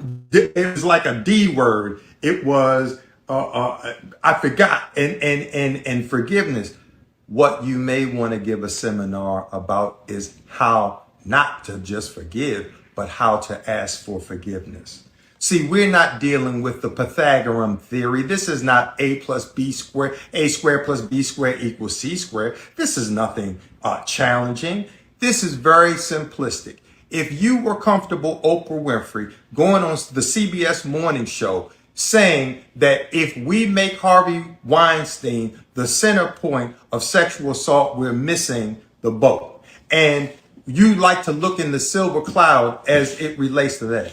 Or you having a documentary on our brother Michael Jackson after he was found not guilty in the court of public opinion. But you want to do a documentary on him. But you don't want to speak up for a black woman who you know, based upon all your business endeavors, that when you do not have a contract with someone, you do not owe them anything, but you allow that to ride. And again, we make it a habit of not just calling up what is wrong, but what's right. See, there was a woman named Barbara Walters. She had to address the public because there was a rumor that Monique was difficult to interview with. That woman could have been a proud graduate or student from the Oprah Winfrey School of Duck and Dodge. I'm not going to face things publicly and not said a word. But instead, what did she do? She came out immediately and said that is a lie. She was wonderful to work with and the whole nine. Brother Tyler Perry, listen, you can't put the toothpaste back in the tube. The world is listening to you tell Monique that you were wrong for doing something. You were wrong for telling others that she was difficult for not essentially committing an act of slavery. Come on. You play the role of Medea, a big, black, strong woman. Okay, that's the role you play. Okay, because apparently there's a level of appreciation you have for that black woman who's willing to speak truth to power. Well, now you're talking about another big black woman that has to speak truth to the power named Tyler Perry. Brother, the light, this is the red roof in intellectually, because we're going to leave the light on for you. You don't understand the magnitude of how you can help heal the community by showing them you too are a human being. We're going to treat everyone like a human being because we love you enough. Come on. We love you enough and want you what was that movie, Cadillac Records? Yes. There was a scene in there in which our brother, one of the greatest actors Jeffrey on the Wright. planet, Jeffrey Wright, Yes. was confronted by the character named Wolf. Yes. I think his position as the manager, he just going on and on and on and talking about all types of shit. But I mean, I think he's coming from the standpoint of her manager. I get where he's coming from, but goddamn, if they don't want to come out and apologize, they can't make them. He's basically saying, oh, well, Barbara Walters came out and said that Monique was, she was easy to work with and this, that, and the other. So why can't Oprah come out and say, oh, she lied and Monique is an easy person to work with? Monique and Sydney is chasing something they're just not going to get. Like, to be honest, just like we're sitting up here saying that the son, Shalon, needs to find it in a place to forgive and move on or whatever. So should they, Monique. I mean, at this point, I understand it. You didn't came out and told the world. Now, I do think it's time for Monique to move on. She's not going to get the apology from Oprah Winfrey at all. And she's probably not going to get the apology from Tyler Perry. She's more likely to get the apology from Tyler Perry more so than Oprah Winfrey. But she just need, at this point, I do believe that Monique need to move on. She's not going to get it. You done told the world, Monique, move on. And so should you, Sydney. For real. Jeez. And he said, I'm getting tired of you acting like you acting towards that white man. The younger generation. Hold on, let me go back on this. That's a great way to potentially be in alignment with the right people, but you're not in alignment with what is right. And I want to say this to the younger generation. Brother Greg, when you say the younger generation is watching, we want them to. We want them to watch so close and pay so close attention to the ones that are afraid, fearful, and to the ones that are saying, no, no, baby, you keep standing. And for those of you who say, well, Monique, why do you keep going? Because what we are showing the younger generation, until they're accountable, you can't stop. Until you hold people accountable, you cannot stop. So to this younger generation, my baby. But see, what Monique don't understand is she can't hold somebody else accountable. Hold them accountable how? You can hold them accountable by saying it. But if they don't take accountability, they just don't take accountability. She's not in a position to hold Oprah accountable for shit. Girl, you are not in a position to hold Tyler Perry accountable for shit. You can come out and out them as you did, but that doesn't mean they're going to take accountability for what you're saying that they did to you. Don't back down. Don't sit down. Don't lay down. Keep standing unapologetically. Keep standing. They are banking on you. They are banking on you to be so afraid of these invisible powers that be so afraid of that you don't speak up and you don't speak out, that you just lay low and you be quiet and you take the abuse and you be exploited. They're banking on us to be that. They're banking on us. So for you, Stephen A. Smith, for you, Brother Greg Mathis, who I love dearly, your family, I love y'all. However, when you say the studios are watching, the executives are watching, but our community is suffering. And the Screen Actors Guild, the Writers Guild, just got finished striking. They were watching then. Yeah. They were watching prior to that. What we're looking for are the people who are in alignment with honesty. Because let me explain to you what can happen and how healing it is. See, last week when we spoke about the Breakfast Club, and our brother Charlemagne the God just taking ownership of it at the behest of a black woman named Just Hilarious. Happy birthday, baby. And our brother DJ Envy, you was wrong for trying to make him apologize to Daddy, because she calls me Daddy, but y'all keep forgetting that I call her Mama. See, that's my mama right there. But we don't want to talk about that. And I'm not talking about the Breakfast Club. I'm just saying in general. But those three individuals got together, and what was an issue for several years, it was resolved because we know how to forgive. There's a black man by the name of Lee Daniels. See, not only did this brother go so far as to apologized to us privately. He apologized publicly. But then this brother went and he spoke to our sons face to face and he apologized. That's what men do. That's how you heal. There is no shame in being wrong. The shame is knowing that you're wrong and not admitting to that wrong that you were a part of. So when you see these individuals with the mansions, with the cars, and all of these things, in the words of our great ancestor, Bob Marley, some people are so poor, all they have is money. Come on. Don't be that. Come on. Don't be that. I'm sorry to be chocolate. When I hear you, when I hear my son, when I hear you, Shalon, talk about money and stuff, it's like, baby, as I told you when you were younger, I told you as a man, don't let nobody introduce you to me.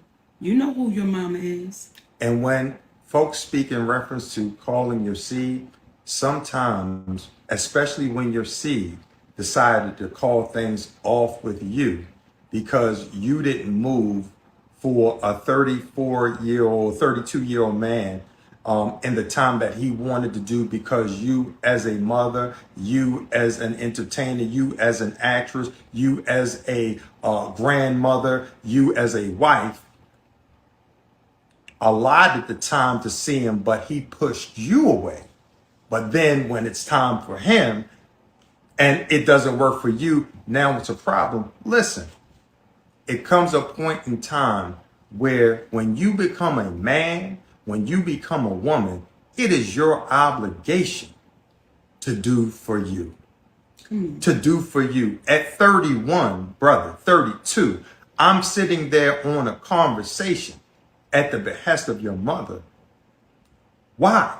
For you, because I love my nephew, and we still love you, Shalon.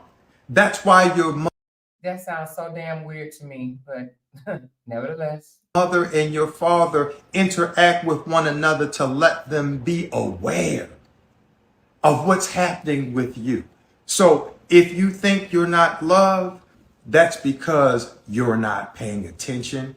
And there are other dynamics that fall into play in which we completely understand. And for you too, we're going to keep the light on for you. But I find it extremely ironic that the last time you saw me, you wanted to be able to call me dad. And I couldn't allow you to call me dad because there's only one dad in your life. And he's a friend of ours. I don't understand that shit at all. I don't get that. Sydney, what the fuck? Like, what? He's a friend of ours. So again, we as people of color, let us stop being embarrassed about having conversations out loud, because you never know who you could be helping. Please do not allow people to embarrass you out of life. I don't care if you're in the LGBTQ community. I don't care if you want to change your profession. I don't care. Whatever it is that you want to do, we have a finite amount of time to live on this plane. Please do not live on this plane based upon the ridicule you may or may not receive by someone from someone else. Be your authentic self, because you're going to travel eternally by yourself. You can be in a room full of people, but you are always by yourself, because your thoughts are right here. The spirit of who you are is right here. Be true to your spirit. Now, what we get ready to share right now is Go ahead. I think I know what you're going to you go ahead. To the degree where we're not going to stop being who we are and we received a death threat that we were supposed to apologize. We need to apologize. Apologize to who? We didn't quite find out. We didn't quite find out who they wanted. Wow. Now, just listen, I ain't hear all this. I hear y'all. Hold on. Wow. They received it. Oh, wow. Wanted us to do to that full. But listen, we're going to be authentic to ourselves. So we take the death threat seriously, but it's so serious that we have to further enjoy this time that we have here. We're in disputes with Oprah, Tyler, CBS. Why? Because we can't understand why a company such as CBS, how we can say you incrementally over 5 years made a one-time payment of $65 million. You made over $800 million by 2009, 5 years after the Parkers went off in 2004. We're in 2024, and you're saying the 2.5% of what Monique and Countess are owed, you don't want to give it to us because you didn't make the money? How can you ever go into the red on a one-time investment where you've already superseded that investment by 1,000%? You can't. So the things that people are out there and they're astounded that we are saying, this is because Brother Judge Mathis, this is because the younger folks may be looking. And we want them to be true to themselves. True and tell the truth, because as our brother Steve Harvey said, there are repercussions that come from the truth, but we rather deal with the repercussions that come from. Yeah, he talks about a multitude of things all at once. I'm trying to keep up, but he kind of losing me too, y'all. He's kind of losing me too. No, he's about to wrap it up though. The truth versus the repercussions that come with a lie. Come on now. Come on now. So we wanted to come on and share that with y'all today. And I'm not They little laughing and shit gets on my nerves though, but let's. Oh my God! Okay, laughing at that, but it makes me chuckle to say that someone, whoever it is, and y'all have been hearing what we've been saying, but someone or somebody's was sent a death threat, all because this little fat black girl and her husband telling the truth. Not because we stole nothing, not because we hurt somebody, we didn't rob nobody, just because they're telling the truth. So what we're saying to you young babies right now, keep telling the truth. Let nothing stop you from telling the truth. Not, I don't want to say, we say your truth, the truth. Tell the truth. So we're not getting this confused with, well, my truth was, no, tell the truth. Because the truth may not be favorable for you, but it's the truth. Don't ever be afraid of telling the truth. And I believe our ancestors are saying, babies, y'all, please keep standing, because we took the ass whoopings for y'all. We took these ass whoopings. We already been here. And if we keep talking in private, Greg, we'll keep getting exploited. Because didn't y'all talk in private? Didn't the ones before you talk in private? And what changed? What got better? What got different? Because the private conversations never seem to make it to the light of day. So the shit that happened in the private can continue to happen because they knew the fear was placed in there. You better not say nothing. Would you be so kind as to share your story with the good folks out there that you had with Brother Lee Daniels on your walk while y'all were filming in Pittsburgh? you already said.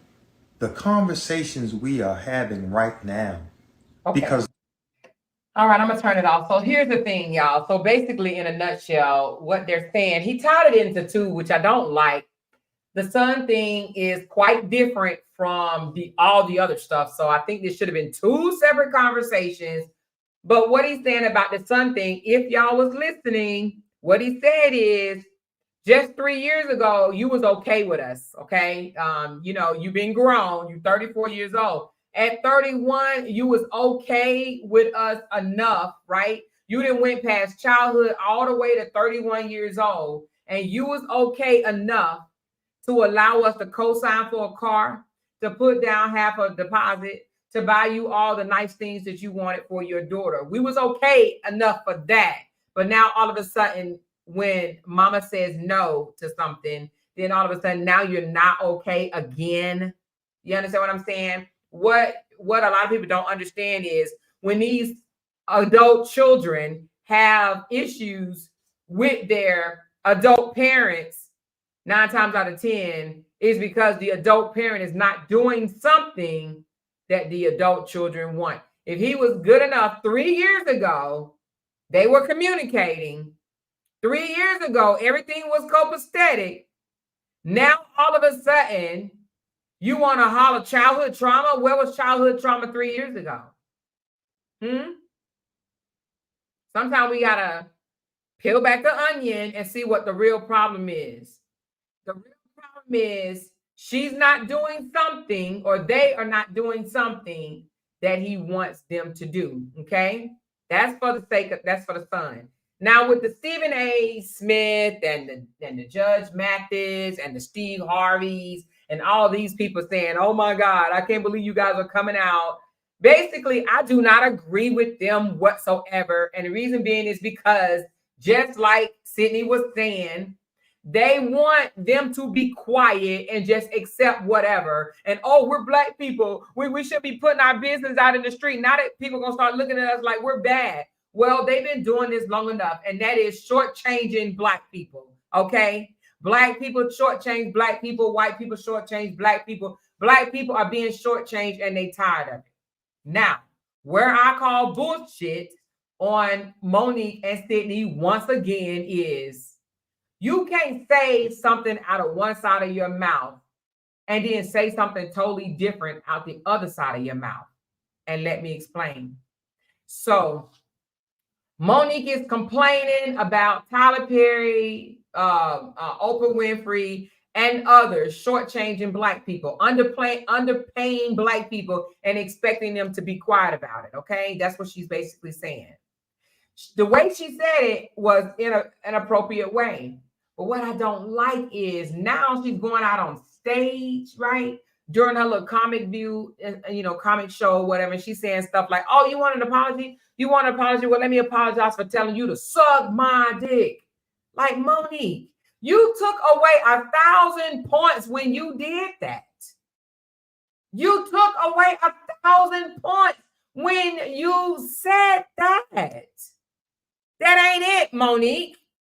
You had an argument when you said they expect you to be underpaid and hush about it. Got it. We got it. Oprah Winfrey is a slime ball. We got it. We believe you. We believe that she wanted to underpay you and blackball you, and we believe that she underpaid Taraji until Taraji was about to call it on her ass. And I believe that Taraji was called to her home and she made up for some. I don't think that she made up totally to what Taraji asked for, but I do believe that Taraji got something. You know what I'm saying? Because Taraji had a off-wall, off-site conversation. So I do believe that Oprah took care of Taraji after Taraji expressed her frustration about not being paid what she asked for in The Color Purple. Okay? But what I don't agree with is now you can't sit on that couch and pretend to be this intellectual, calm, loving woman and then go out there on that stage and say, "Suck my D." It's distasteful. It's not called for. Call them out for trying to keep your money. Call them out for shortchanging you all day long. But to tell them to suck your D, you leave no room for an apology. You leave no room for them to correct anything that they've done. That ain't how you do it, Monique. Now, I'm being straight up. Tyler Perry and Oprah, I can bet my bottom dollar that they would never give her the apology that they on tour to get. You're not going to get it. You don't get no apology by being just as nasty with someone else. It's not going to happen. Yes, she actually did say that. She said she told Stephen A. King, Judge Mathis, Steve Harvey, and Oprah Winfrey to basically suck her D. Okay? So, that I don't agree with. I was rooting 100% for Monique when Monique was basically saying they blackballed me because I asked for more money. She told it. They mad because she told it. Stephen A. Smith basically, and I don't like him anyway. Actually, I just figured I didn't like him. I didn't have no feelings about him until he spoke out on this. But now that he spoke out on this, I don't like him. That's slave mentality bullshit to sit here and tell us to take it and be quiet and just take what they give us. Like, why are you complaining about this? You in a better position than what you was in. Why are you complaining about it? We shouldn't be outing. He basically, in a nutshell, saying that we shouldn't out our black people because it makes us look bad. Well, if we don't out our black people, then we keep getting mistreated by our black people. I don't understand that just because they're black, we supposed to cover for them? No. They don't get the right to mistreat us. We already get mistreated by the white man. Okay? Call their asses out too. If we're going to complain about what the white man do to us, complain about what the black man do to us as well. And when I say black man, I don't mean actually man. I'm talking about man, woman, or whatever you want to call yourself. No, she shouldn't have to be quiet just because Oprah has done so much for everybody. She didn't gave out a car here, gave out a car there, she give it to her rich friends. Yes, she's done things. She's done things for the community. But when she does something wrong, like try to blackball another black woman's career, then that's just wrong. She wouldn't want somebody to do that to her. I think what Oprah Winfrey did was wrong. I think what Tyler Perry did was wrong. Tyler Perry was caught on tape admitting that he blackballed her. And the reason was not because it was true she was difficult to work with. He said she was difficult to work with because he wanted her to promote Precious for free, y'all. He wanted her to fly to Europe and fly all over the country, all over the world, and promote Precious for free. He didn't want to pay her shit. He admitted it on a tape. She recorded him. He said it. He even said, now this is what I thought Tyler Perry. He even said he wouldn't have done it for free. So if you wouldn't do it for free, why do you expect someone else to do it for free? He said she's difficult to work with because she did not want to work for free. How is that not wrong? If Tyler Perry said, hell no, I ain't promoting shit for free, then why should Monique? Why should any black person? Why should a black woman just take what somebody give her? They shouldn't. And we may say, oh my God, Sydney is so annoying. Sydney, he's her manager one, and he's her husband two. Or, it may be the other way around. Husband one, and then manager two. It's his job to make sure she doesn't get screwed over. And that's why Tyler Perry said, I will meet with you under one condition. I think he said two. But one of the conditions is your husband not be there. And the second condition is, I want you to go out to the public and say that we did not try to blackball you, even though on recording, he admitted it. So he wanted her to lie to the public and say that what happened did not happen. No. Tyler Perry don't get no pass on that just because he's Tyler fucking Perry. Oprah Winfrey don't get no pass because she's Oprah. People want to say, oh, Monique is problematic. Monique might be problematic. But their definition of problematic is when you stand up for yourself. Now, the situation where her and her son, that's different than her situation with fighting for what's right, okay? But the situation where her son, I do believe that there is more to it than what is coming out. But I saw somebody in the comments, and I have to address this. Somebody said, no. Why is he speaking for Monique? Monique need to be speaking for herself. It's not Monique's responsibility to come out here and sit on the couch and say to her 34-year-old son, Mommy loves you. Mommy would love to talk whenever you're ready. Mommy's sorry for what has happened. That's not her responsibility to do that.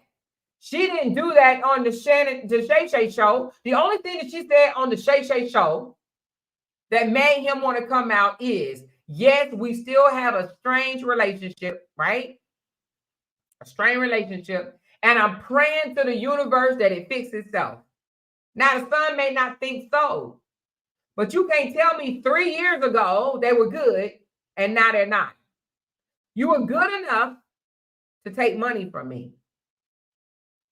You was good enough for me to co-sign for you. You was good enough for me to put a deposit down for you. You was good enough for me to help you 3 years ago. Now, all of a sudden, we resort back to I was a horrible mom when you was a child. I'm not buying it at all. Now, I do believe a conversation should be between them two, but I don't think that she, as his mama, need to come out on a couch and say to the camera, oh, I love you and I want, come back, son, come back. No, we don't know what she said behind closed doors. But we would kind of be cuckoo for Cocoa Puffs to not think that she hasn't already said all of that stuff. There's not too many mamas out there that don't love the dog shit out of their sons, out of their children, period.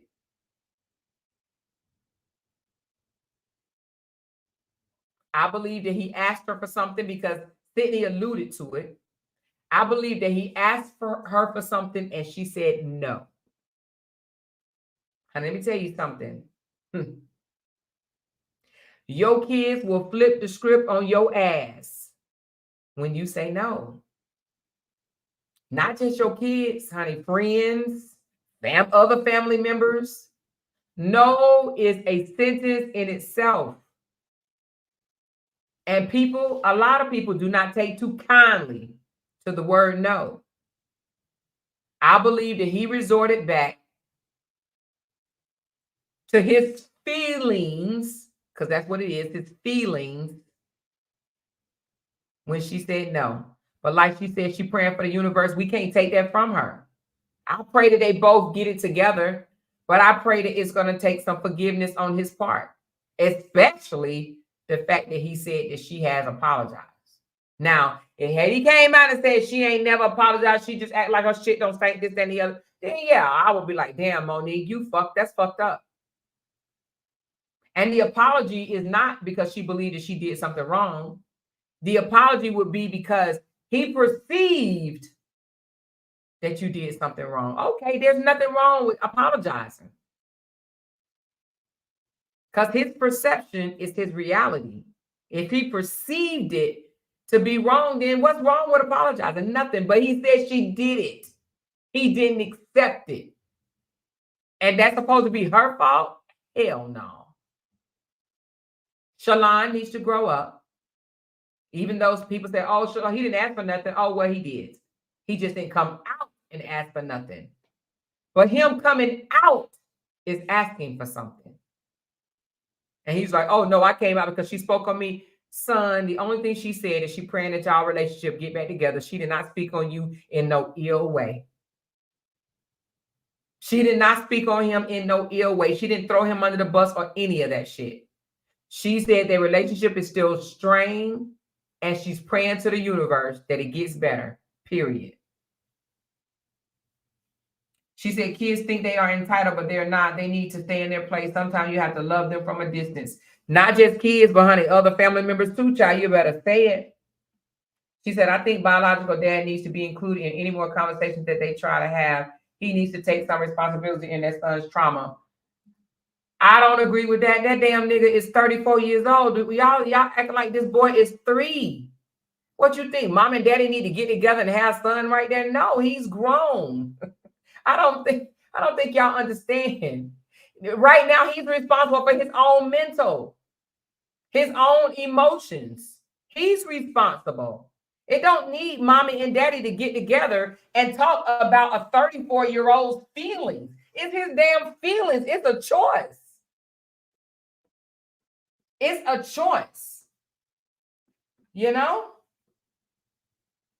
She said, the only thing that bothers me is that she didn't publicly claim Jesus as her Lord or Savior. Sorry, not sorry.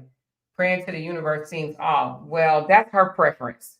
Everybody ain't gotta claim publicly that Jesus Lord. That's between her and God. That ain't got nothing. That ain't gonna get us out of heaven. That's her relationship with God, not ours. She said, I don't like them saying that they have 3 children. No, I don't either. Like, damn, I would never. I don't see how Monique can do that. Like, that's weird to me. She says, nope, I disagree. My mom never acknowledged that abandonment and neglect. Parents can be in denial too. Parents can be in denial all they want to, but it is up to you once you become an adult to deal with it, not your parents. If your parent dropped dead today, then what? You're still left with the trauma. It's still up to you to fix your own emotions, your own feelings, not your parents. Your parents gonna die and gone to wherever they gone, and then what you gonna do? You still gonna have the same feelings. It is up to you to fix your mental. Don't leave that in somebody else's hands. It is your responsibility. Trust me when I tell you, don't give somebody else that power over you, especially when you're grown.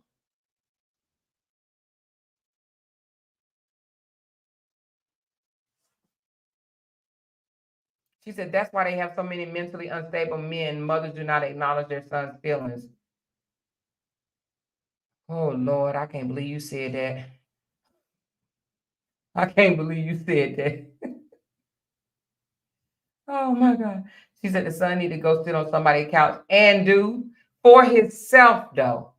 Not because he's crazy, not because he's weak, not because he doesn't feel any pain, for him to get better. It is his responsibility. He has to take responsibility of that. We can sit here all day long and say, no, it's the mama's fault. It's the mama's fault. It doesn't matter. He's 34 years old. He has to fix it. And that is what I'm saying. You can't blame your parents for shit when you're 34.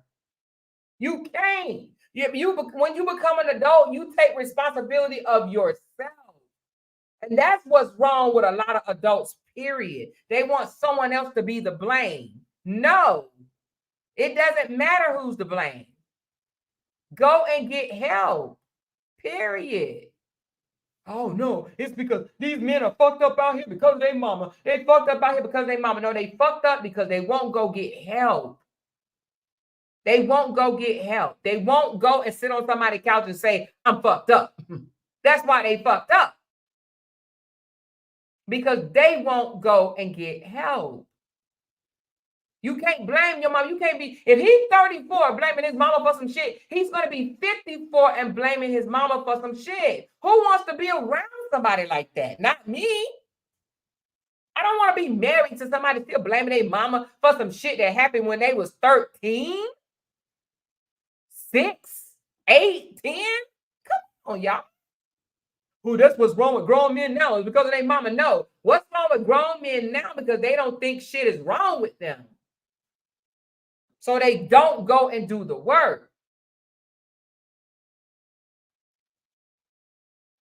And don't let the man tell you, oh, the reason why I'm fucked up because my mama. No. No, no, no. Go do the work. Go get you some help. Go heal. So we're gonna say what's wrong, what's fucked up with the women are because of the daddies? Go get help. And that's what we need to do. Because I'm gonna tell you something. Once you go get help, and y'all know I told y'all I've been in counseling for a long time. I started counseling when I was 19 years old, and hell, me and my husband still go to counseling here and there, not as often as we used to, but we don't just go to counseling because things are bad. We go to counseling because that's a part of our relationship. And counseling may not always be sitting on a couch with an experienced therapy. It may just be sitting in a room with like 4 friends, 2 other couples. And we talk about relationship shit. That's counseling as well.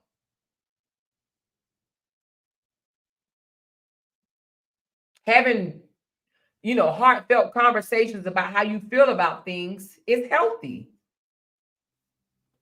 But you can't sit there and say, "Oh, that's what's wrong with men now because of their mama. That's what's wrong with women because of their daddy." Negative. Negative, negative, negative. Once you become adult, you take on adult responsibility, and as an adult, you find your own path. We make a lot of choices in life. You have a choice to be angry, mad, and just, pissed off at the world. Or you have a choice that I'm going to be happy and I'm going to fix myself. I'm going to fix myself. I'm going to fix what is wrong with me, and I'm going to continue to move forward.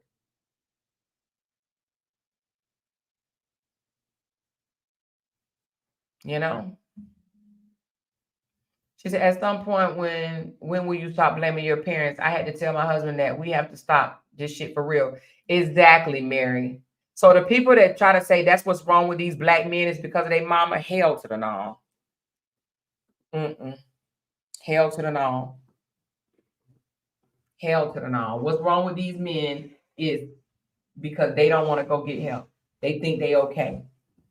She said, that's true, but I wish that he would have came for her help before all the publicity came out. Once you reach an age to be grown, it's up to you to make better decisions in your life without mom and daddy needs. Girl, you better say that shit. You better say that shit. And that's why I feel when I found out that he was 34, y'all, I was just like, oh my God. When I heard y'all, and people have opinions. People think however they want to think. Like, you guys don't have to feel the way I feel. And I'm pretty sure most of y'all don't, especially seeing all the angry faces on my post up here I see. But when I heard that he was 34, I was like, I'm hearing people saying, how can she put her husband before she put her child? That's her child. That's her child. 34 years old. What? Are you kidding me? He's 34. He damn near 40. He gonna be 40 tomorrow. Just that quick. And when I hear people say she need to put her child before her husband, this nigga ain't 8 years old. I can't believe that you would think they've been married for 18 years. I can see if they've been married for a damn month or something. Like, I didn't understand the logic behind people like, oh my God, how can a mother put a man before her child? Well, the Bible tells us that we're supposed to do that. Don't it? That's what I heard. I heard you're supposed to put your spouse before your child. Am I wrong? I ain't no Bible scholar and I ain't no Bible thumper. But that's what I was told. But he's a damn he's an adult. He's 34. So with all these people coming out saying, oh my God, I can't believe she'll just, put Sydney before him, and woo, child. She says, when I didn't get it right away, I started telling my story because it hurt me and was giving info for an excellent therapist. She taught me how to start the conversation with my parents, both Virgos. Yeah, just go to counseling. And here's the thing.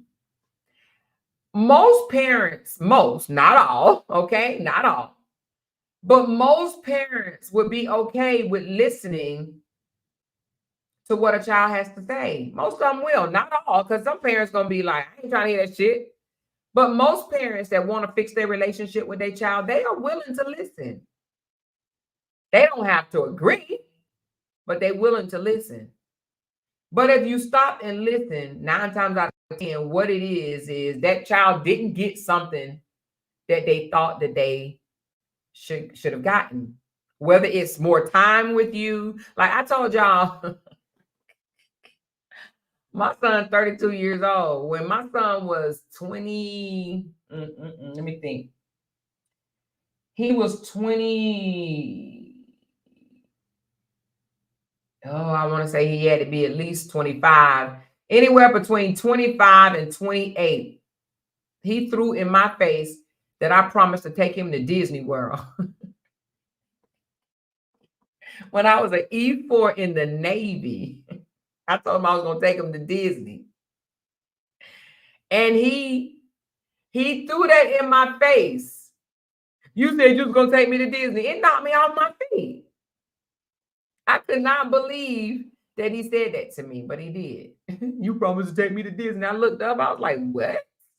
You said you was going to take me to Disney, and you never took me to Disney. And I'm like, before I leave this earth, I'm gonna take him to Disney. Hell, I'm gonna take my son to goddamn Disney. You hear me? He's 32. He's 32 years old now. But yeah.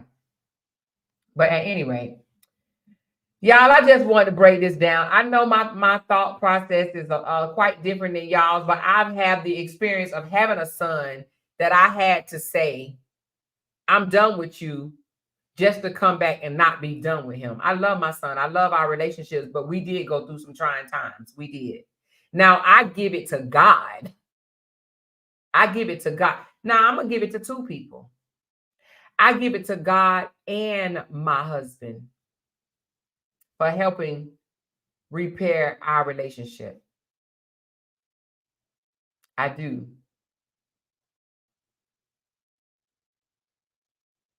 She said, girl, calm down. Not that deep. Y'all swear y'all can tell people where to go. Miss Foxy, who you talking to? What is going on in the comments? Y'all are. Anyway, she said one of the troll page. Well, maybe I don't see it because I don't see nobody getting disrespectful in here at all. But anyway, but what I'm saying is a lot of people probably not going to agree. But like I said, because of from my experience, I had to see this in a different way because I know right now, well, not even right now, but 5 years ago, well, let me see. No, maybe a little bit longer, maybe like 8 years ago. My son probably would have been like, oh, my mom, don't listen to me and this, that, and the other, whatever the case may be. And I just had to stop and ask him one day, what is the problem? And when my son told me, mama, what I saw, because my kids are 10 and a half years apart, it just seemed like, you and Jalen didn't struggle. You didn't even whoop Jalen. Well, I whooped you until I found out that whooping was, in my opinion, useless. Useless. So no, I didn't spank Jalen, and I stopped spanking you when you was 10 years old. But no, I didn't spank Jalen, and you and Jalen are two different people. Jalen is more of a calm, she she minds authority, whereas my son he defied authority. They were different kids, But I think he wanted Jalen to experience what he experienced, and she didn't. And he's like, and I was in a better financial space in my life with Jalen than I was with him. I had him when I was 18 years old. Monique had him when she was 23. And then there's 15 years difference between him and his siblings, between him and the twins.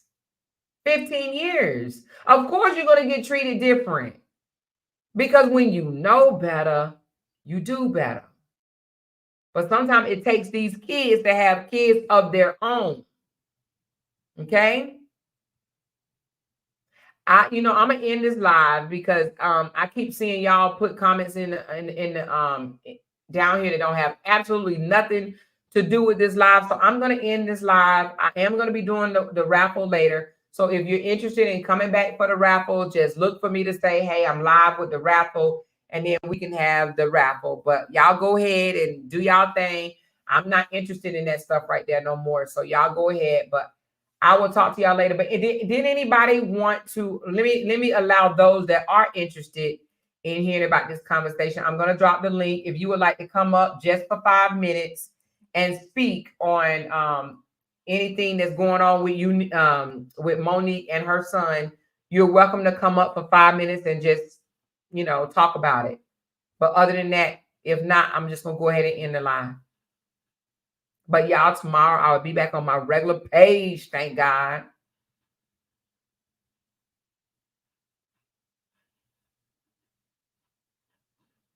She says, Amoira, I don't think he's needing anything from her now, but when her spouse put his kids before her son, I would correct that. They all grown. I don't understand that comment whatsoever. They grown.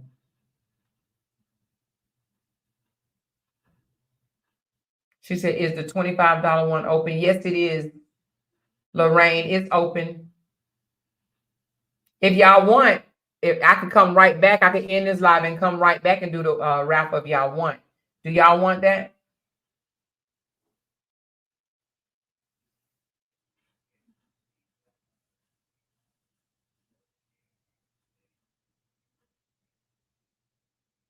She said, definitely told my daughter to go to therapy. I did, and the therapist told me to stop feeling guilty every time my daughter made a mistake in her life and make her accountable for her own shit. Exactly, Des. You have to. That's the only way they're going to grow up and stop blaming you for everything. You shouldn't allow your child to sit here and blame you. Let me tell you something. I'm telling you from experience. If you allow your child to blame you, they're going to blame you forever. You're going to die thinking that it's your fault, the reason why they fucked up, okay? Let's be honest for a minute. If you sit there and let your child sit there and tell you how fucked up you are and how fucked up you was when they were a kid, they're going to continue to do that. They know that they can get to you. Stop letting your kids tell you how fucked up you were. Okay, well, if I was fucked up, be a better parent than me. Be a better parent to your child than I was to you. Tell them that. I love you. I'm going to always love you, No, I wasn't no perfect parent. I apologize if, for anything that I've done. I apologize for this. I apologize for that. Whatever they tell you they did, apologize for it, right? But then tell them, now go do better. Do better than me. Put the responsibility right back in their lap. Do better than me. Because I wasn't perfect. No, I didn't always make the right decisions. I didn't make the right choices. Do better than me. Then they're gonna be like, wait a minute, hold on. I want room for error too. I want to be able to make mistakes. No, nigga. There ain't no room for error in here, remember? There ain't no room for mistakes, remember? No. No, keep that same energy with your kids, because I'm gonna tell you something. They kids gonna turn back around, and that shit gonna bite them in the ass, because they child gonna tell them some shit that they ain't gonna want to hear. They child gonna tell them how imperfect they asses was, and they gonna be like, oh shit, wait a minute, hold on. I'm trying to tell you. We may think we perfect parents until our kid get grown and tell us just how motherfucking unperfect we were. Okay? Now you show me a perfect parent. Show me one. Who in this audience right now, and be honest, just be honest. Who in this audience right now believe that they were the best parent ever? Just tell me. You can raise your hand and say, I was. I just want to know. Tell me. Which one was the best parent ever? I'm waiting.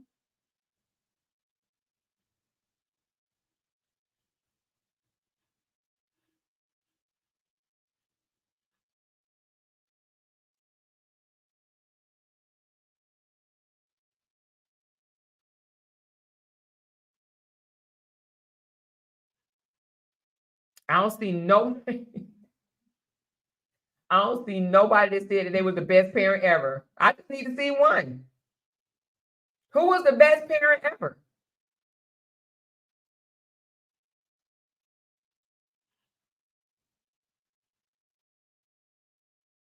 I ain't seen not one person. Come out the bush and tell me. If you disagree with anything that I said today, and I'm not talking for you to agree with everything I said.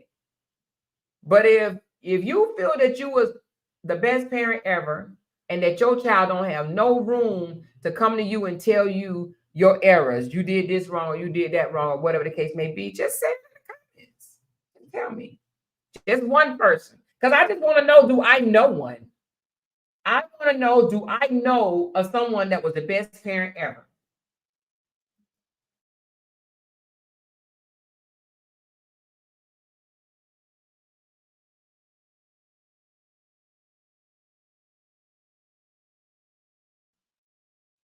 She said, I think I was the best parent I could be at 18. Have your child ever told you that you did anything? Have they threw anything up in your face? Have they made you feel that you wasn't the best parent? Have they ever said anything? Have your child ever said anything that made you question? Like, damn, I didn't know that. Anything? Because I used to think I was the best parent until my son let me know that I was not the best parent. When my son told me, you joined the military, you left me, I'm like, wait a minute, what? I joined the military for you. No, you didn't. My son told me I bought a house for myself. He said, you didn't buy the house for us. You bought it for you. I said, wait a minute. You guys lived in the house. What do you mean I didn't buy it for y'all? You bought it for you, mommy. It was for you. But you lived in the house. I don't get it. I don't understand what you mean. Should I have put your name on it? I didn't get it. My son literally said, you bought the house for yourself, not me. And he thought that it was okay to come back and live with me at 20-something, mid-20s for free. He said, why should I have to pay rent? Or why should I have to pay anything when I'm your son? Yeah, but you're my grown-ass son that should be out the house at 26 and 27 years old. Loving mothers don't charge their kids rent. What? But guess what? I fell for it. I fell for it. Yes, I did. I fell for it. I said, okay, you don't have to pay rent, but every penny that you was going to be paying in rent, save it. Because that's going to be your money that you use to save and get up on your feet. We gave him 9 months, and in 9 months, he didn't have not a damn dime. Not one. So you mean you stayed in my house for 9 months, and at the 9-month mark, you still broke as a joke, and you ain't even have to pay no rent, no food, no utilities, no nothing, and you still broke, and you work full time? Make it make sense. Your kids will fucking play on your heartstrings, okay? Period. They will play on your heartstrings.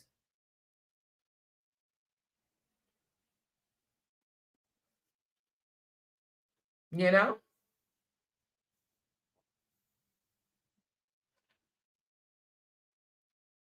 She said, my 22-year-old has animosity toward me because I wasn't okay with him running the streets when he was a young teen and gave him ultimatums. That's when I say you got to do tough love. Tough love. I'm going to tell you what I did, and I'm not going to sit here and say my situation is the same as anybody else's. And I'm not going to say do what I did because it may not work the same way. But I used to just listen to my sons talk, and then I felt bad, and because you feel guilty, especially when you was a working mom. When you weren't no working mom and you stayed home and you was able to meet every game, you was able to go to every award show, you was able to go to every PTA meeting, you was able to be there for every Christmas, every Thanksgiving, every birthday, you was able to be there for everything possible, right? If you were, you may not feel the guilt, but I wasn't. I missed Christmases. I missed Thanksgiving. I missed his birthday. I missed award days. I missed PTAs. I missed, I missed a lot. I was deployed. I had to leave. It was plenty of times when I couldn't go. I had duty. I had other shit to do. He had a football game. I couldn't go. I would call a friend and say, can you go or whatever? It was times when I couldn't be there. And honey, they let you know it. They let you know. They throw that shit in your face. So you feel guilty. So you feel, well, damn, how can I make up for this? So you try to be available as an adult, but they keep throwing it in your face and keep throwing it in your face. And you missed my graduation. Okay, all right. I apologize. I did the military thing, this, that, and the other. They make you feel bad. Then they tell you, and you missed my 8-year-old birthday. And then you didn't take me here. And you didn't buy me the bike I asked for. And you didn't do this for me. And you didn't do that for me. And you didn't do this for me. So one day I was like, you know what? I didn't. I wasn't there. I was in the military. I sacrificed to make sure you was taken care of and your sister was taken care of. I did that. I admit that. I apologize, right? Keep on. But this and this and this and this and this and this and this and this and this. Okay, you know what?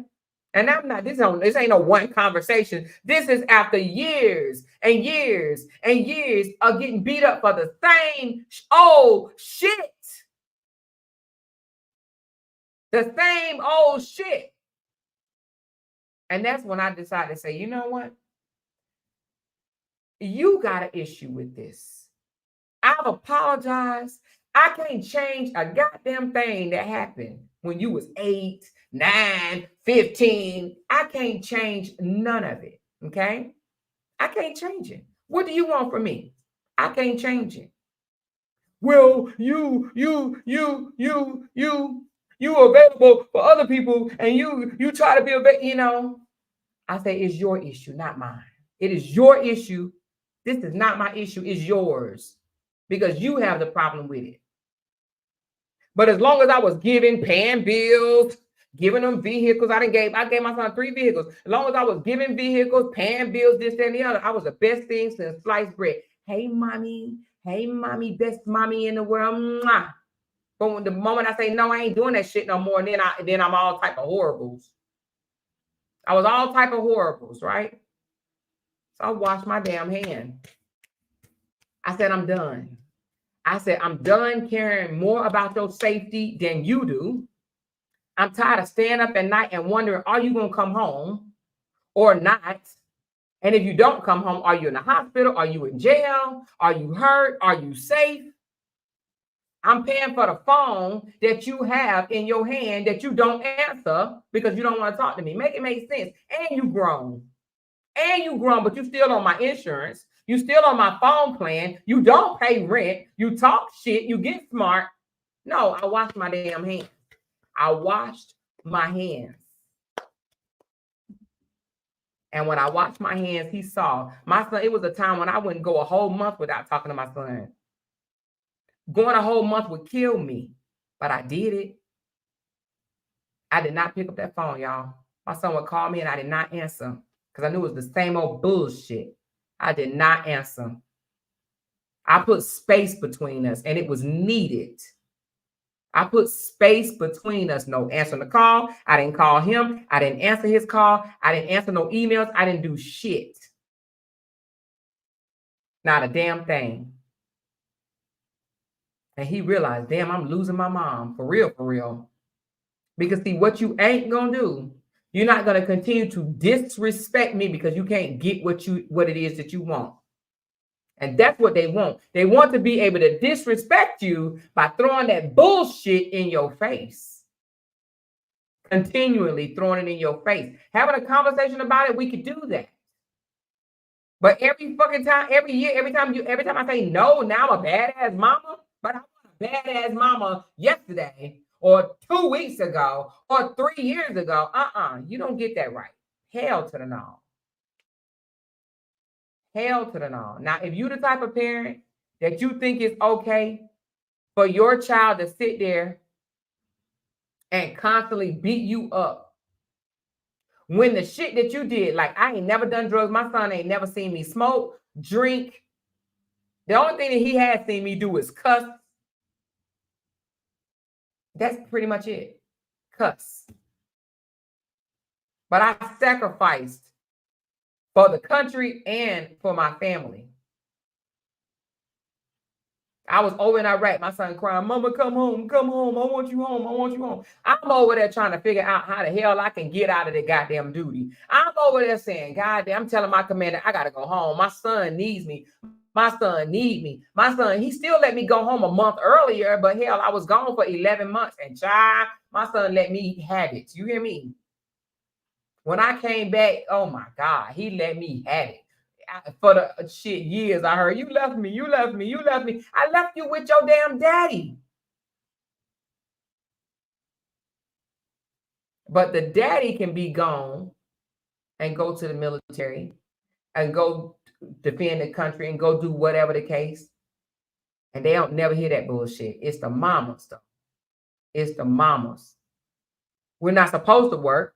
We're not supposed to go to the military. We're not supposed to have 2 jobs. We're supposed to be there for breakfast. We're supposed to be there for lunch. We're supposed to be there for dinner. We're supposed to be there for award shows. We're supposed to be there for track meets. We're supposed to be there for football. We're supposed to be there for graduations. We're supposed to be there for birthdays. We're supposed to be there when they get sick. We're supposed to be there for homework. We don't get a pass.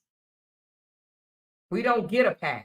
And that's why I say, do not let your child trip you up in no damn guilt shit.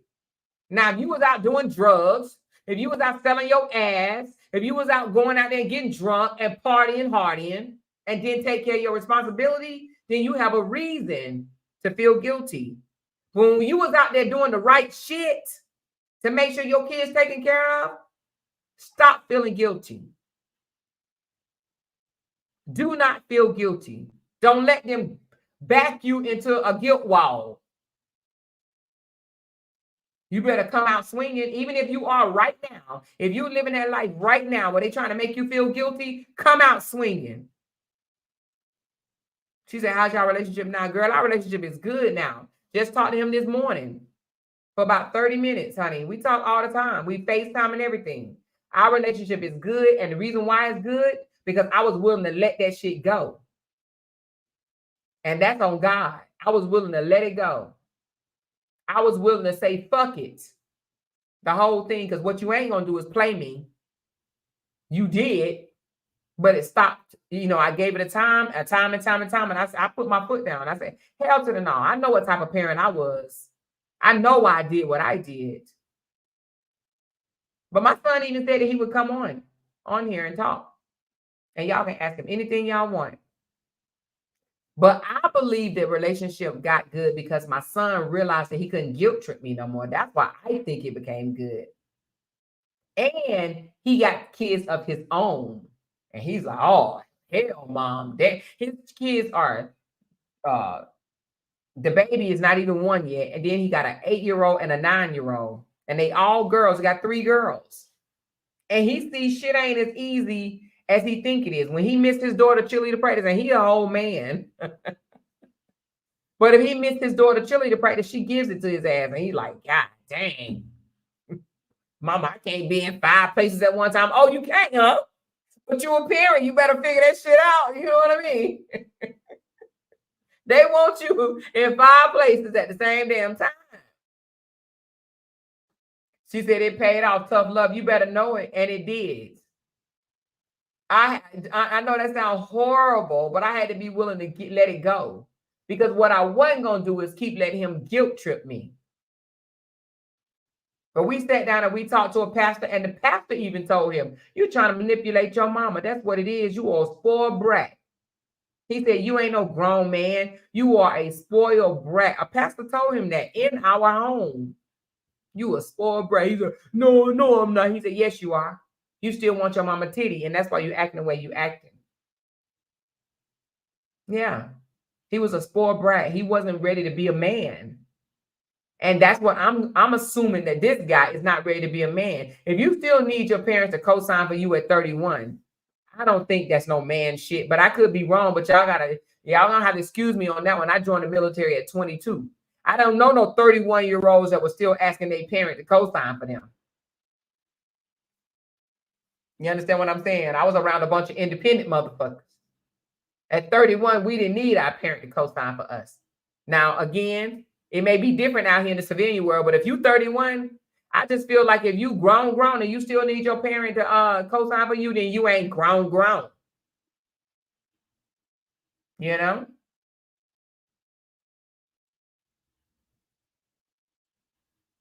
She said, I'm not here to argue. I've been following him for a long time. That video was edited, but I'm done. What video? What are you talking about?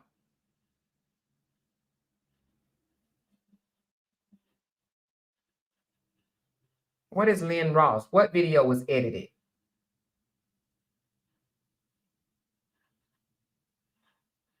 She said, Tony, do you know things can be edited and put in place and to say, and you can delete and add? What are y'all talking about?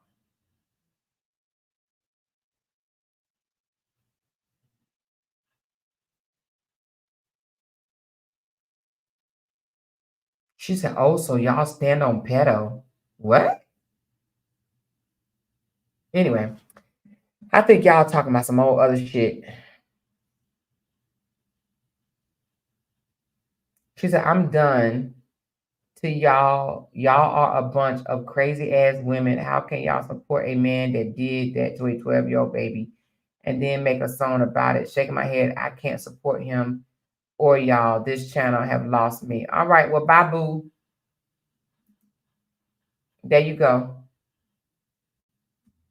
Whoever that was is gone. She said, Amoira, do you think they still work things out? Do you think they will work things out? Yes, I do. Wholeheartedly. Let me tell you something. I had a sergeant major tell me one day, she said, Tony is trolling your channel more. She gone. I think I know who that Tony is. She from the other side. But anyway, I had this sergeant major friend tell me one day, she said, I went to work, y'all. I was in tears. I was like, oh my God, my relationship with my son. Because when I tell y'all, honey, your relationship with your kids can have you just like your relationship, with your man, right? But I was like, what am I going to do? And I was just crying or whatever. And she said, let me tell you something. She said, Captain, she said, your blood run through his veins. Okay? Your blood run through his veins. He's going to come around. I was like, no, he's not. No, he's not. She said, yes, he is. He's going to come around. So Kimberly, I have full faith that Monique and her son relationship is going to be better. But let me tell you what it's going to take. Her son is going to have to do what a lot of us have to do. And that is he have to say, okay, I'm grown. I'm responsible for what goes on in my life from this day forward. And I can't blame nobody for nothing but myself. I can't blame my mama for what's going on in my life. I can't blame my daddy for what's going on in my life. I can't blame my siblings for what's going on in my life. The only person I can blame is myself. Once he come to grips and he feels that way and he take ownership, then he's going to end up contacting his mama and he's going to say, Mama, I'm sorry. He's going to say, Mama, when you apologize, I should have took your apology. You don't owe me anything. I'm grown. His mama don't owe him a motherfucking thing. And that's what kids think, that their parents still owe them. No, you grown. They did their job. You are grown. So do I think that they're going to get their relationship back up? Yes, I do. She said, can you drop the link? I just did. I just dropped the link. But what are we talking about? Because we about to end this. As long as we ain't coming up here talking about no drama bullshit, because I ain't for it. Hey, Lauren.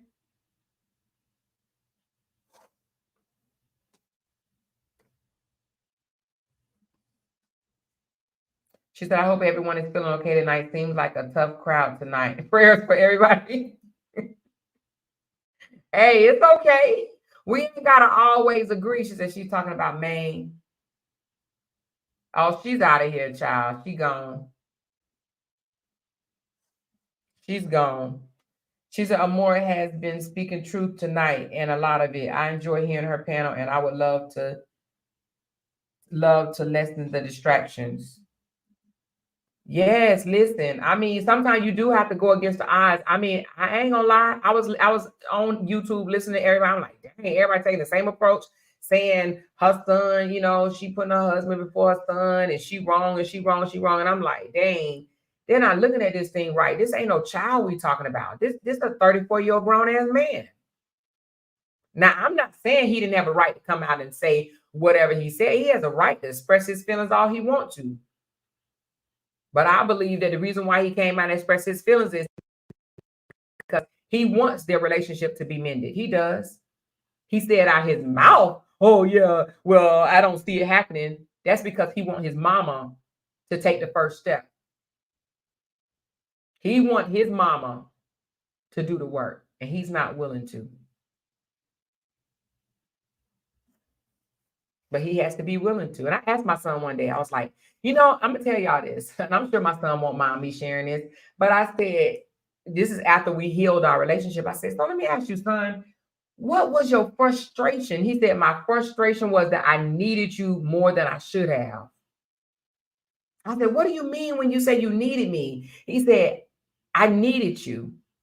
I needed you financially. And he said, and I felt bad about it. I was supposed to be a grown man, but I still needed my parents. And he felt bad. So guess who he blamed? Me. He blamed me for needing me. Some of y'all probably don't even understand that. He blamed me because he needed me. And guess what I said? It's okay. It's okay, right? As far as, if you need me here and there, that's fine. I'm going to be here. And even now, to be honest with you, my son's 32. If he come across a hard time right now, and if I have it, he have it.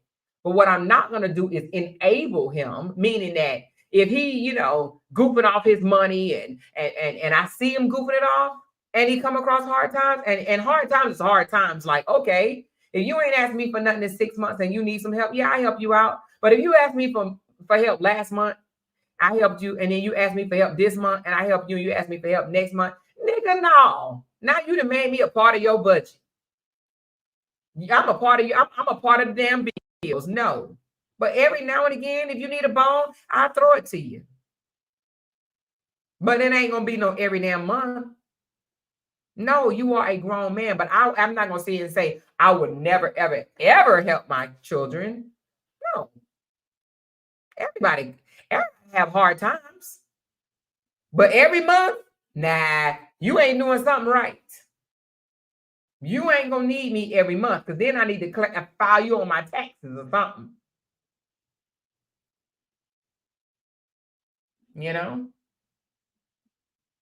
But if he say, hey, Mom, the girls asked for this and I just don't have it right now. You got me. Yes, I got you. Here you go. Here you go. Tell them it's from Daddy. Thank you, Mom. Thank you. No problem. Gotcha. No problem. But every month, Mom, my lights, my water, my cable, my rent, my groceries. Nigga, please, you better figure it out. You better go get a second job. You better go. Listen, I am not the light bill. I am not Mrs. Water bill. I'm not cable. I tell him in a minute, you don't need no cell phone.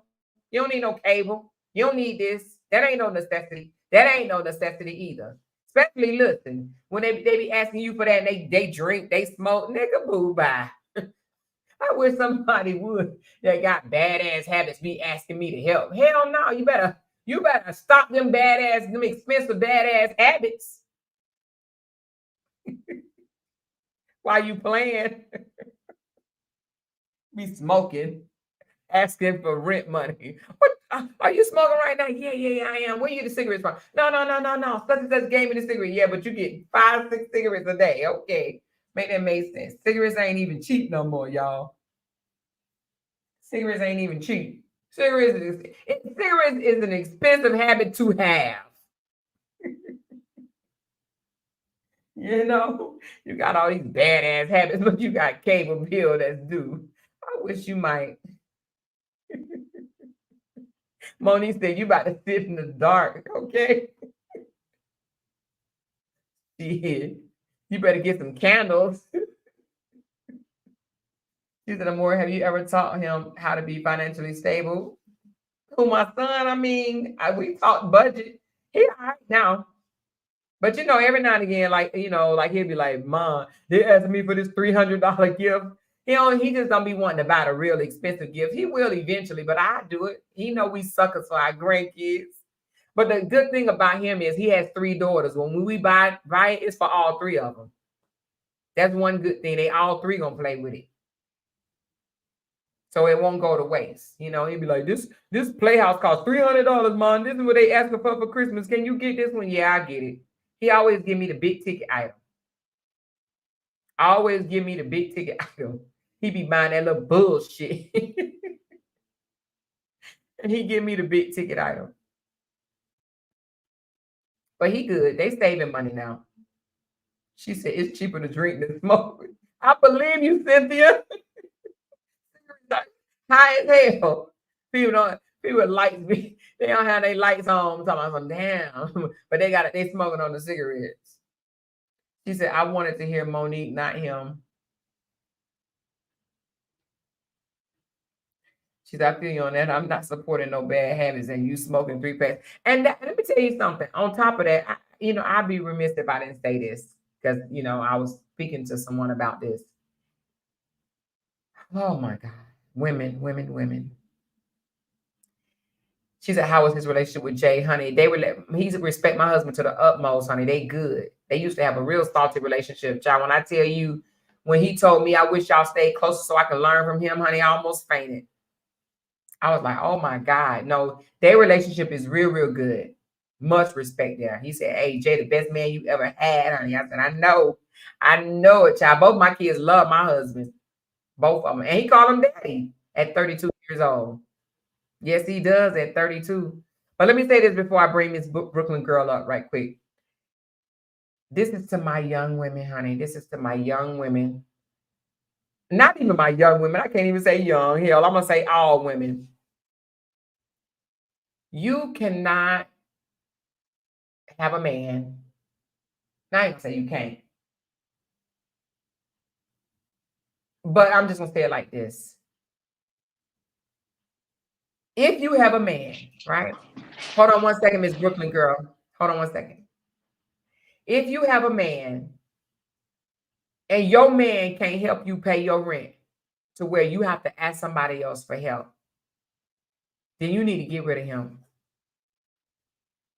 He is not serving his purpose in your life. Okay? Now, if he got sick on the job and he just can't do it this month, okay, I got it. But if you always having to ask somebody else to help you when you got a whole motherfucking man living with you, people will be more willing to help you if you were single than you with a whole damn ninja living with you. It don't sit right with me, and I'm sure it don't sit right with other people in the audience. We make excuses for these grown-ass men, and we ask other people for help.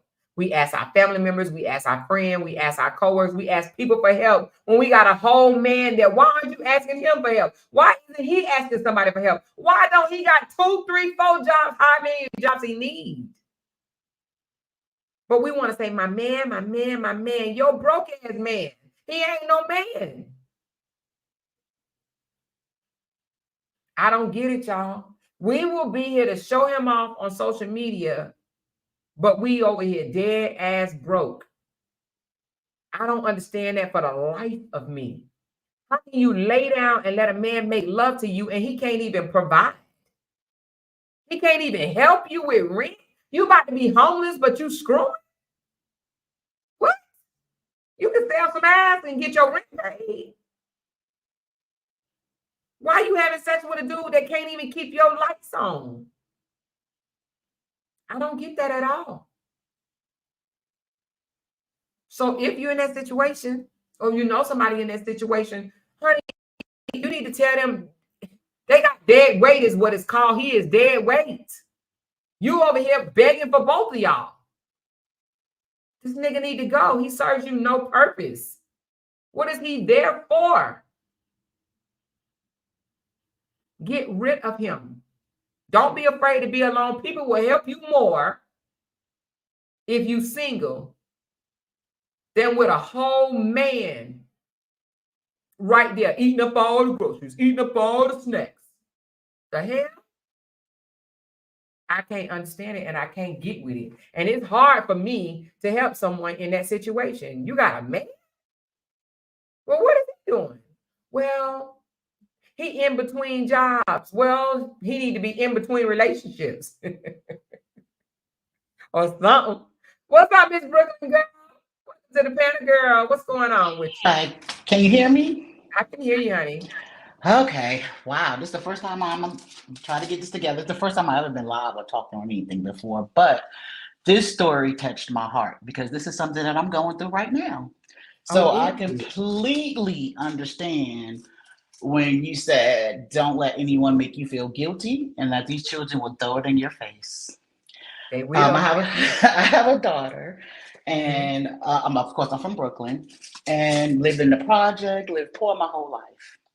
Hold on, let So me I just had, say goodbye. Goodbye, Tamika. See you later, baby. Okay, go ahead. I'm sorry, Miss Brooklyn girl. you're fine. So I had my first child when I was 16, had my son, Mhm. and then I had my daughter at 26. So I was older. Once I had Okay. my daughter, I had maybe she was maybe about a year, going on a year. I got a good job, moved to a different state, got a good job. So now they offer me a job making six figures. Somebody like me coming from Brooklyn, but I worked Uh, my way up in a company. So in order for me to do that, that means that I had to work sometimes 12 to 15-hour days, wow. Monday through Friday. So I had what me and my husband did was, okay, my first child, his dad was never there. I want you to be there. I'm married now, everything is good. You stay home with her, or he worked Amazon, part time. I make the most money. I don't want you to quit your job. So everything was fine for years. Mhm. The difference is I went to, I took off for every graduation, every award show. Very brilliant daughter, so she was always into different camps that's $800 to $1,000 a camp. These gifted camps. Mhm. So I had to pay for all of this stuff. Mr. Moore, I'm 46 years old. I just finished paying my last payment on my home January of last year. I bought a Nice. home. Homeowner. Yeah, you did that. I own three cars. I even help. It's so much. Even help out my family in Brooklyn. Mhm. Because I made it. The thing that happened last year when my daughter threw in my face that you were never there for me. My Mhm. dad was there for me. You was never there for me. You was never home. Mhm. And that right there, and not only did she counselors, I took her to a therapist because I didn't understand why she was so mad at me. Out of Mhm. nowhere, and talking to her therapist, and she was like, well, you need to understand where she's coming from. Yeah, you did all this stuff, you bought her home, and at 16 you bought her a car, and you did everything for her, but you wasn't there. And I'm like, but I couldn't be there. I made sure I was there when, on the weekends, but any other time I was there. Mhm. So that's why I said this story, it really hits home because Mhm. sometimes you can do whatever you can for your child. Even though I wasn't a single mother, I wanted to provide for her the things that I didn't have. Mhm. So, I don't know if even what Monique's son said, well, emotionally, you wasn't there. I don't know how I wasn't. I told you we're beautiful. I was there for everything, but I just wanted to let that out.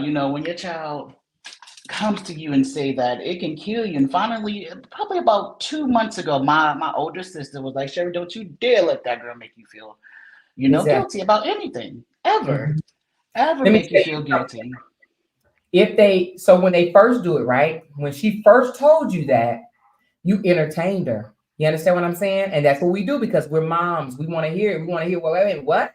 I did what? You entertained her. So she knows that got you, that got you going, that made you feel some type of way, right? So she may Yes. have said it one time and then you was like, wait a minute, what do you mean I wasn't there or whatever, right? She know that she got a reaction from you. So then guess what? The next time when she's in her feelings or whatever, she's going to say it again. And then she's going to say it again and she's going to say it again. And anytime you guys disagree or have a argument or disagreement, guess what she's going to do? She's going to throw that in your face. That's her security blanket she has over you. You understand what I'm saying? She has that over you because you did work your butt off. But just like your sister-in-law, what did you say? Your sister-in-law? My sister, my older sister. Your older sister, when she said, do not let her guilt trip you like that, believe your sister. That's exactly what she's doing. She's guilt tripping you. And let me ask you something. How old is she now? She's 17. 17? Listen, she ain't even old enough to even understand life right now, to be honest with you, as far as having to provide for somebody, because she don't even have a job, do she? Oh, absolutely not. No. Everything for her. But I'm gonna tell you, she's going to apologize to you one day, because my son did too. My son, you know, I don't want, you know, when he come on here, I don't want everybody to know.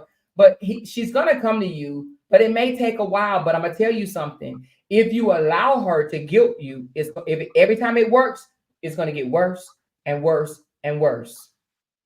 You understand what I'm saying? But don't let her guilt you. You know, at 17, you know what I'll probably say? You know what, baby? And it's up to her father too. The father that's there right now, that's her father, right? Yes, it is. If she says my daddy was there and you wasn't there, it's up to him as well. Y'all both right now, even she's 17, sit her down, and he needs to say, no, your mother was there. Your mother helped provide for you. Your mother, you know what I'm saying? She needs to hear your husband, her father, beef you up as well. Don't allow him to get credit when you was basically taking on the role that he would have took on, and that is working, providing, chasing the money, whatever the case may be. You understand what I'm saying? I mean, I will listen to her, and like you said, y'all going to counseling, right? We're doing this separate counseling. Actually, my therapist, because I had to go to therapy behind this. I put her. She has her own therapist, but my therapist told me that same exact thing. You know, she was like, you need to speak with your husband. Your husband needs to be on your side. Your husband needs to let her know, no, these are the reasons why you did this. You know, because she's a daddy's girl. So, and that's what she's telling me. Have you ever asked your daughter, have you ever said, would you have rather us stay in the projects, right? And but I made sure I was there for every game, every award show, every graduation, but we stayed in the projects and we shopped at Goodwill. Would you have rather had that or the life that you have? She doesn't know that life. That was that was before her time. You know, that was with my son. So she doesn't know nothing about that life. She knows the good life. Even with my husband doesn't know that life either. I met him after that, you know, once I moved out from New York. So they don't know that life. You know, and you know the sad part about it? The sad part about this, Miss Brooklyn Girl, is I believe that the mothers, right?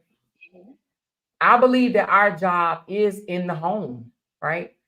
However, because of the economy and the cost of living, and because of how we had to be single parents, we got pushed out, being single parents and stuff like that. And that is why we had to take on these roles to be the provider. And then we not only be the provider, make enough money to take on basically two incomes all in one. You understand what I'm trying to say? We was forced out to do that.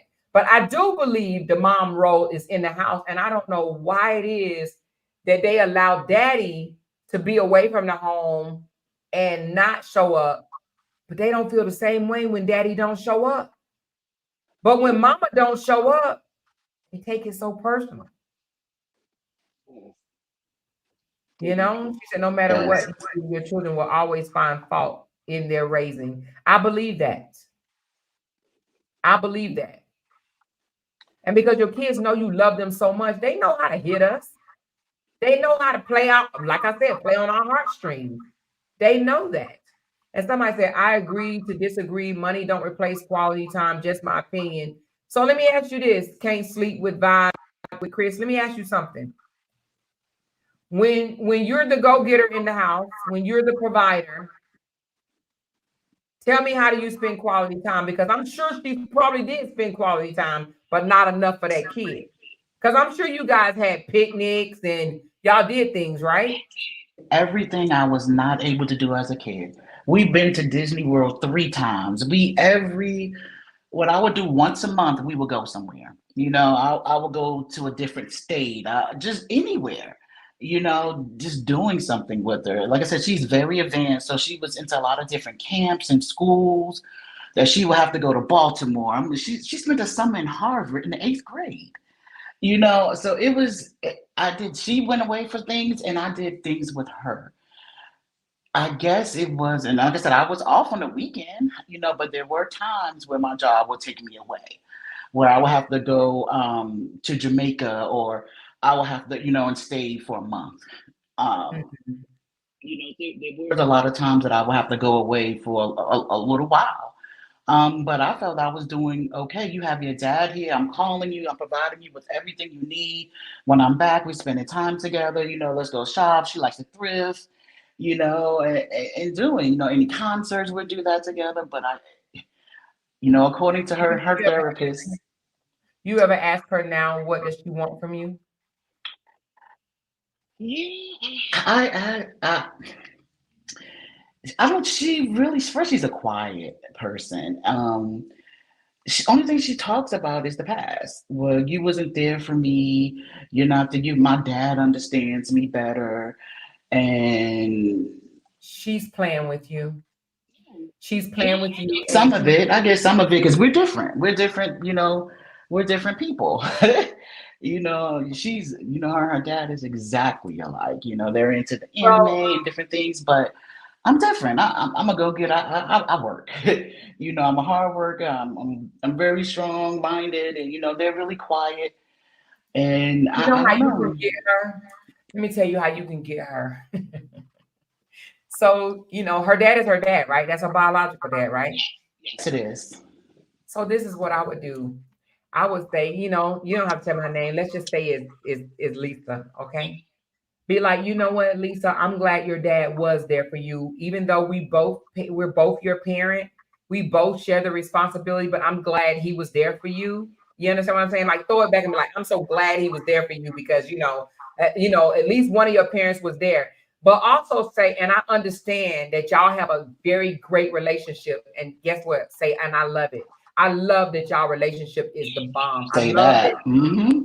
But say, say that to her. Because what she's doing is she's trying to make you feel bad. She's trying to tell you that he's the favorite. But you know what? Say, you know what? I know that that's your favorite, and it's okay. Because guess what? He's my favorite too. Say something like that. I know he's your favorite. It's okay. He's a very lovable, likable guy. I get it. Play on her just like she's playing on you. Throw it back at her. I know he's your favorite, and there's nothing wrong with it. He's a great man. I picked a great guy. Yeah, and I tell her that's what I want, and I tell her, and see, I have to watch because, like I said, we're two totally different. I have to bring the Brooklyn down a lot, 'cause she's very soft spoken. In the past, I would let her know the reason why I'm the one that that this is his first. That well, she's his first and only child, and I'm like, do I picked out all your clothes, I bought all the food, I did all of this stuff. I taught him. You know, I would have a lesson plan because I used to be a teacher. I had a lesson plan every day from she was 2. That's how she learned how to read at 3. I had a lesson plan. This is what I want you to do with her. So every day of her whole life, I had planned out. He didn't have to do anything on her clothes, everything. I'm like, do you understand the things that I've done? And and the therapist was like, well, maybe she's just not old enough to appreciate that yet and understand that. She may not be old enough to appreciate it, you but when know, and she I'm, gets her own kids, trust me. She said, what does daddy say? What is that? And that's another thing. Daddy plays a big part too. Is daddy telling her mom is amazing? Because that took my husband saying, let me tell you something. Your mom sacrificed for you. Your mom bust her butt for you. Your mom had you in mind when she made this decision or that decision or whatever the case may be. Like your mom loved you. Like it took my husband had to pour into my son where I felt like I couldn't pour no more because I was done. I told my husband I was done. But my husband did some things on his own to get my son to see your mother's love for you is unmatched, you know? But she's guilt tripping you, in my opinion. But what does your husband say? What does he say to her? I understand. He's like I said, we're it's the opposite attract. He's so quiet and so humble. And the only thing, they're just friends. He just tells her, I understand, lets her speak what she speaks, well, let her say what she has to say, and that's it. And so that causes, riff raff with me and him. I'm like, no, you need to tell her these things. You need to tell her this, you need to tell her that. And that's why she thinks that, I'm not doing this and not knowing these are the things that I've done. I set her up. I'm like, she's set for life. Her college, she's in 11th grade, and her college is already paid for. Like, what are you doing? These are the things you need to, let her know. And he's just okay, but I don't know. That's just not. Do you think that Dad, how do I say this? Do you think that he enjoys hearing her say that he's there and you're not? Sometimes I think so, because they are each other's best friend. You get what I'm saying? Like, he has one other friend besides her, besides his daughter, but that's it. He lives, breathes for his child, which I love, because I didn't have that for my son. I didn't have that, and I just think that's in my heart, I think that's what it is. Now, let me ask you something. Are you jealous of their relationship? Absolutely. Absolutely. But why, if it's her father? It's just, that's what he says, but it's hard not to be. It's hard not to be. It really is, maybe because I'm used to how my mom and dad were. I lost both my parents. My mom always told me, I used to hate it growing up. She used to always say, my husband comes first. I'm sorry. My husband comes first. It doesn't matter what my dad did. You're going to respect him. I know you're not going to be. She let us know. And my father was the same way with my mom. With him, it's different because he only had his mom. His dad, it was domestic violence and left earlier on. So we were raised two different ways. Like, we were raised, even with raising children, it was totally different. He's raised, well, you can speak your mind. You speak in front of adults. It doesn't matter. When I'm raised, a child stay in a child place. You don't ever talk in front of an adult. So, I mean, it's just those differences that make it hard. So when it comes to her, I want to, be more of a strict parent. And he's like, no. So it causes her to push away from me and their best friends. So even though me and him are real cool, but they go out together the majority of the time, and I can go with them, it's no problem, but it's, how you the third wheel, you could feel like you're the third wheel. But you know That's what? how it feels. Let me say this to you, Miss Brooklyn girl. The fact that she loves and trusts her daddy, right? And that's actually her dad, like her real dad. I would not be jealous of the relationship because, for one, it's normal for a girl to take to her daddy, right? That's what we want. We want our protection. But that, and do you trust your husband? Do you feel like you got a good husband? I have a very good husband, yes. Which means if they're best friends, if she trusts and love him that much, they got a close relationship, then if something happens in her relationship, guess what she's going to call? Daddy. She needs him. Embrace their relationship, embrace their friendship, embrace their closeness, which means that she ain't going to let no man put his hands on her. She ain't going to let no man screw her over, because guess what? She going to call her daddy. She will quick. Quick. Listen, I'm telling you, embrace that. That's a dad. Enjoy it. I mean, love it. Find a way. I believe that if you found a way to stop being jealous of their relationship and embrace it, accept it, say, you know what? Do you have more than one child, or that's your only child? I have an older son. At this point, I'm over it. I used to be really jealous of it. But at this point, I'm just over it.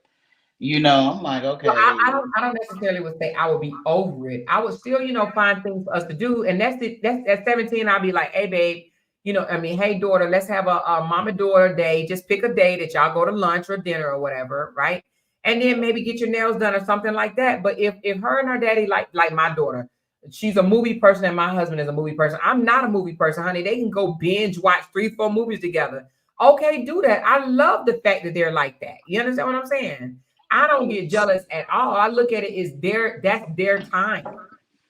You want your daughter to be close to her father because I look at it as she have someone to protect her. And if anything go down, she's going to pick up that phone and she's going to call her daddy. She has protection, instant protection right then and there. You know, because some daughters going to keep it away from their parents. They're not going to tell their parent when they man and then knock them upside the head or cuss them out or whatever. But she ain't going to talk to her daddy, especially if he's a good man and he's teaching her right. She's going to call her daddy on the phone and she's going to say, Dad, this normal? Does a man supposed to do this? Does a man supposed to do that? Let them have that. It's okay. She still know you as mom. But guess what? That's her daddy, honey. And you know them girls love their daddies. Yes.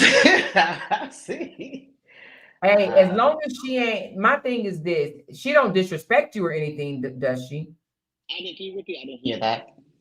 Does she disrespect you? Like, does she does the, you know, the little You know, she tries to sometimes, but you know, I shut that down quick. And it doesn't matter with you or you and your daddy. I don't care what either one of y'all say. Nobody's going to disrespect me. I'm the woman of this house. So I shut that down immediately. And, you know, so no. Yeah. And you already said you're the disciplinary and he's not. Now, let me ask you something. Is he a stay-at-home dad? No, he was for years. And then now, no. But he only goes to work when she's at school. Oh, so she's used to just seeing him more. He's more hands-on then. Oh, absolutely. Yes. Yes. Oh, well, somebody got to do it. Somebody had to be home.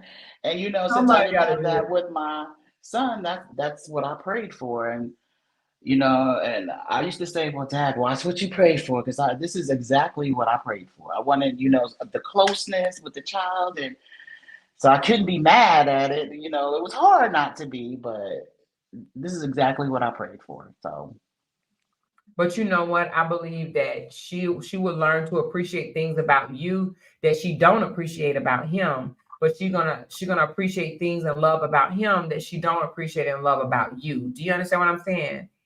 And those things that she does appreciate from you, you know, embrace it. But it's going to be a time when she has kids of her own and she's going to be like, she's going to call you because she's going to want to discipline the kids. And she's going to be like, Mom, what do I do when the kid does this? Because she ain't going to go to daddy for no disciplinary advice because daddy don't know discipline. She's going to come to you with it, though. You understand what I'm saying?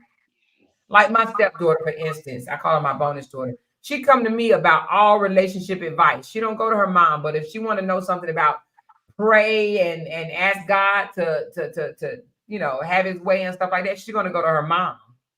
mm-hmm. But she come to me when it's down real and dirty, you know, real like she said, Amoira, like the other day, she texts me and she says, why are men so slow? And I just bust out laughing. I said, because God made them that way.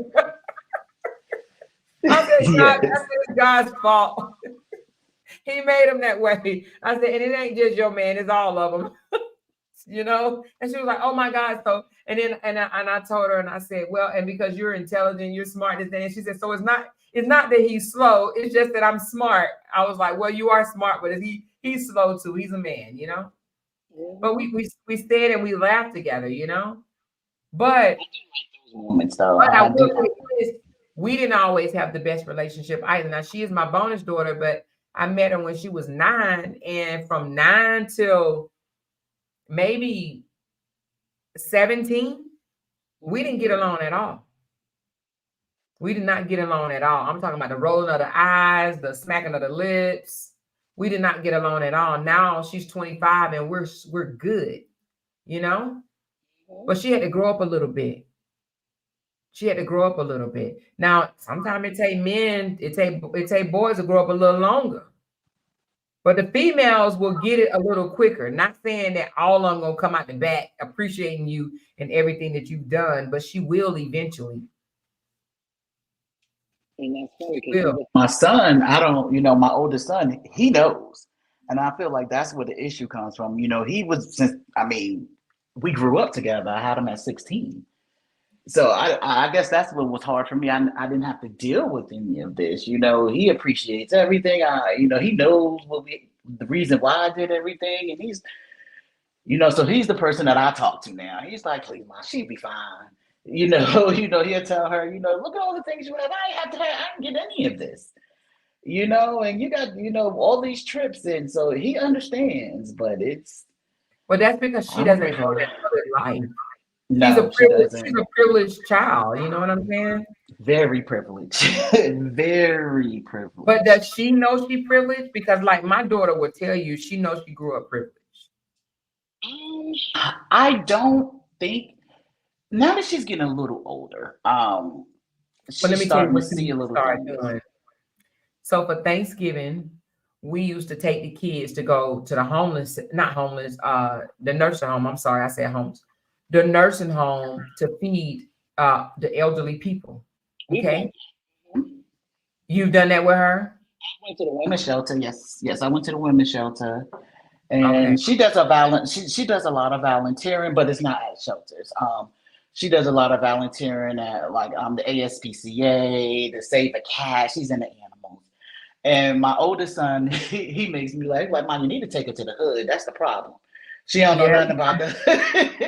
But if you took her to the home, you said you took her to the women's shelter. She didn't see anything there. Oh yes. That made a big difference. I think she cried because she saw the children get off the school bus going into the shelter. Yeah. And she was like, I never knew people, and so it hit her. It hit her hard. Yeah, it hit her hard, and I think she knows that there's people that's less fortunate because, like I said, she's very smart and she studies a lot about different countries and know about how they live in different countries, but I don't think it really hits home with her personally here because everybody that's around her, the school that she goes to, everyone that she's around is just like her. So, she had good grades. She was blessed to go to this really good school. And so she doesn't, which I can't blame her, that's all she's around. Right. I think that eventually, but I do think Dad need to help out a little bit more and just let her know that, hey, Mom is working her butt off. Mom is holding it down for us. Mom is making things happen. I think he need to beat you up a little bit more because it sounds like he's not doing enough, maybe, to let her understand that, hey, Mom, without Mom, we wouldn't be in the situation that we are in. You know what I'm saying? So he needs to give you more credit and he needs to do it loudly. And when I say loudly, I mean to the kids, around the children. But I wouldn't, like you said, you said you were already at that point. I would not stand between their relationship because, let them be best friends or whatever, But I'm going to tell you on her own, and I wouldn't do this if I was you. I know you said that you say, this right here, I bought that. This right here, I did that. You don't even have to tell her that. Let her see it for herself. Let her see as she get older. Let her see, because then she's going to be like, wait a minute. It was you, Mom. You was doing this. You was doing that. Because when she start working, she's gonna start coming to you and asking you like, Mom, she's gonna graduate from college and she's gonna say, okay, they're offering me this. What do you think? And then that's when you start talking about salary or whatever to her. Be like, well, that's a good salary, or she's going to catch on that you was the breadwinner, and then she's gonna understand. Oh, that's why Dad was always home. That's why Dad was always there. That's why Dad was able to take me this place and that place. My son told me one time that he felt sorry for his daddy, his bio dad, because his bio dad couldn't do those things for him. And I said to myself, dang, I wonder if I was the one that was low income and this, that, and the other. I wonder would he feel sorry for me? Our kids don't cut the mama no slack. Oh, none at They give all. daddy pass after pass after pass after pass after pass. Now that's what I don't understand. Why daddy get all these passes? It's because they That know daddy same don't really thing. give a damn. Daddy does no wrong in my daughter eye. That's God, which I'm proud of, but that's God to her. No, that's her life. Daddy get the passes, baby. Daddy get the passes. All these daddy get the passes, honey. But it's okay. But that maybe that might be another conversation that we can talk about.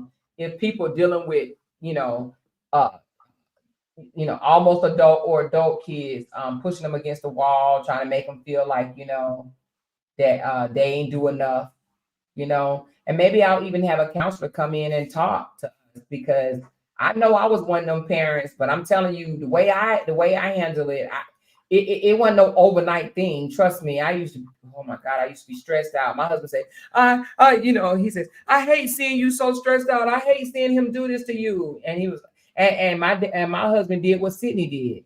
He said, give me that phone. Give me that phone right now. He called him up. He said, let me tell you what you're not going to do. Let me tell you what you not gonna do. He said, I'm the one that have to be here and listen to your mother cry. I'm the one that gotta be here and watch her not be able to go to sleep. I'm the one sitting here watching your mama lose weight. He said, I'm gonna tell you what you not gonna do. And that's what our husband's supposed to do. So when people say, oh, why is Sydney coming between their relationship? Because Sydney is there. Sydney knows what Monique is going through. Sydney knows what Monique has went through.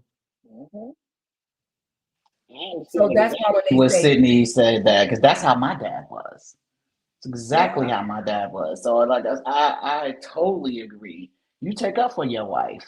exactly. And that's what he's supposed Up to for do. your wife. Yes. Sitting there not Yes. saying, no, well, that's your relationship. I mean, hell, if the boy don't like you, then he just don't like you. Like, what am I supposed to do? No, you are that.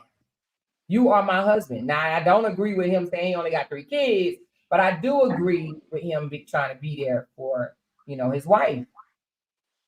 He's there to protect her heart. He's seen her get hurt. And the only time the child want to be extremely happy is when you doing for him, Somebody said Bree is going off on live. What Bree going? Bree ain't went off on a while. What Bree going off on now? Let me see. I said I wasn't gonna get in that no more. Now y'all talking about Bree going off. What is Bree going off about?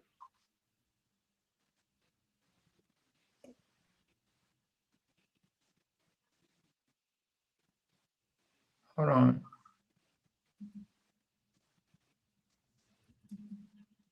I don't see where she live at. It don't show me that she live. Did somebody just say that just to be saying it?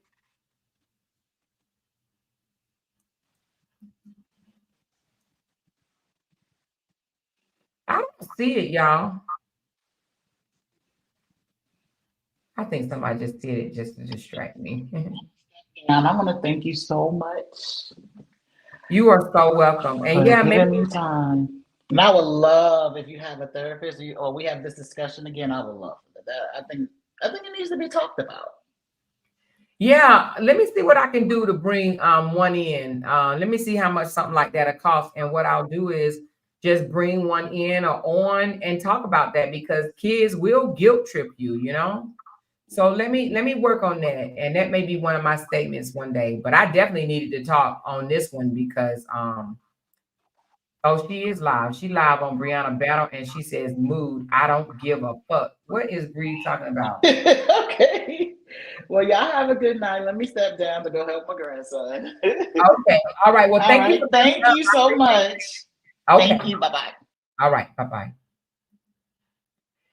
All right, y'all. Well, y'all already know. Listen, thank y'all for listening to me. I do appreciate it. I will be back up and running tomorrow. Thank God. Thank God. Thank God. So y'all make sure y'all tune in to my other page tomorrow. I will be getting that back. Make sure y'all thumbs up this video. And hey, if you like the commentary, y'all know, help a sister out. I'm going to leave my Cash App up. It's $ my first name. And then I'm going to leave my Zelle account. If you feel led to bless the sister, you can.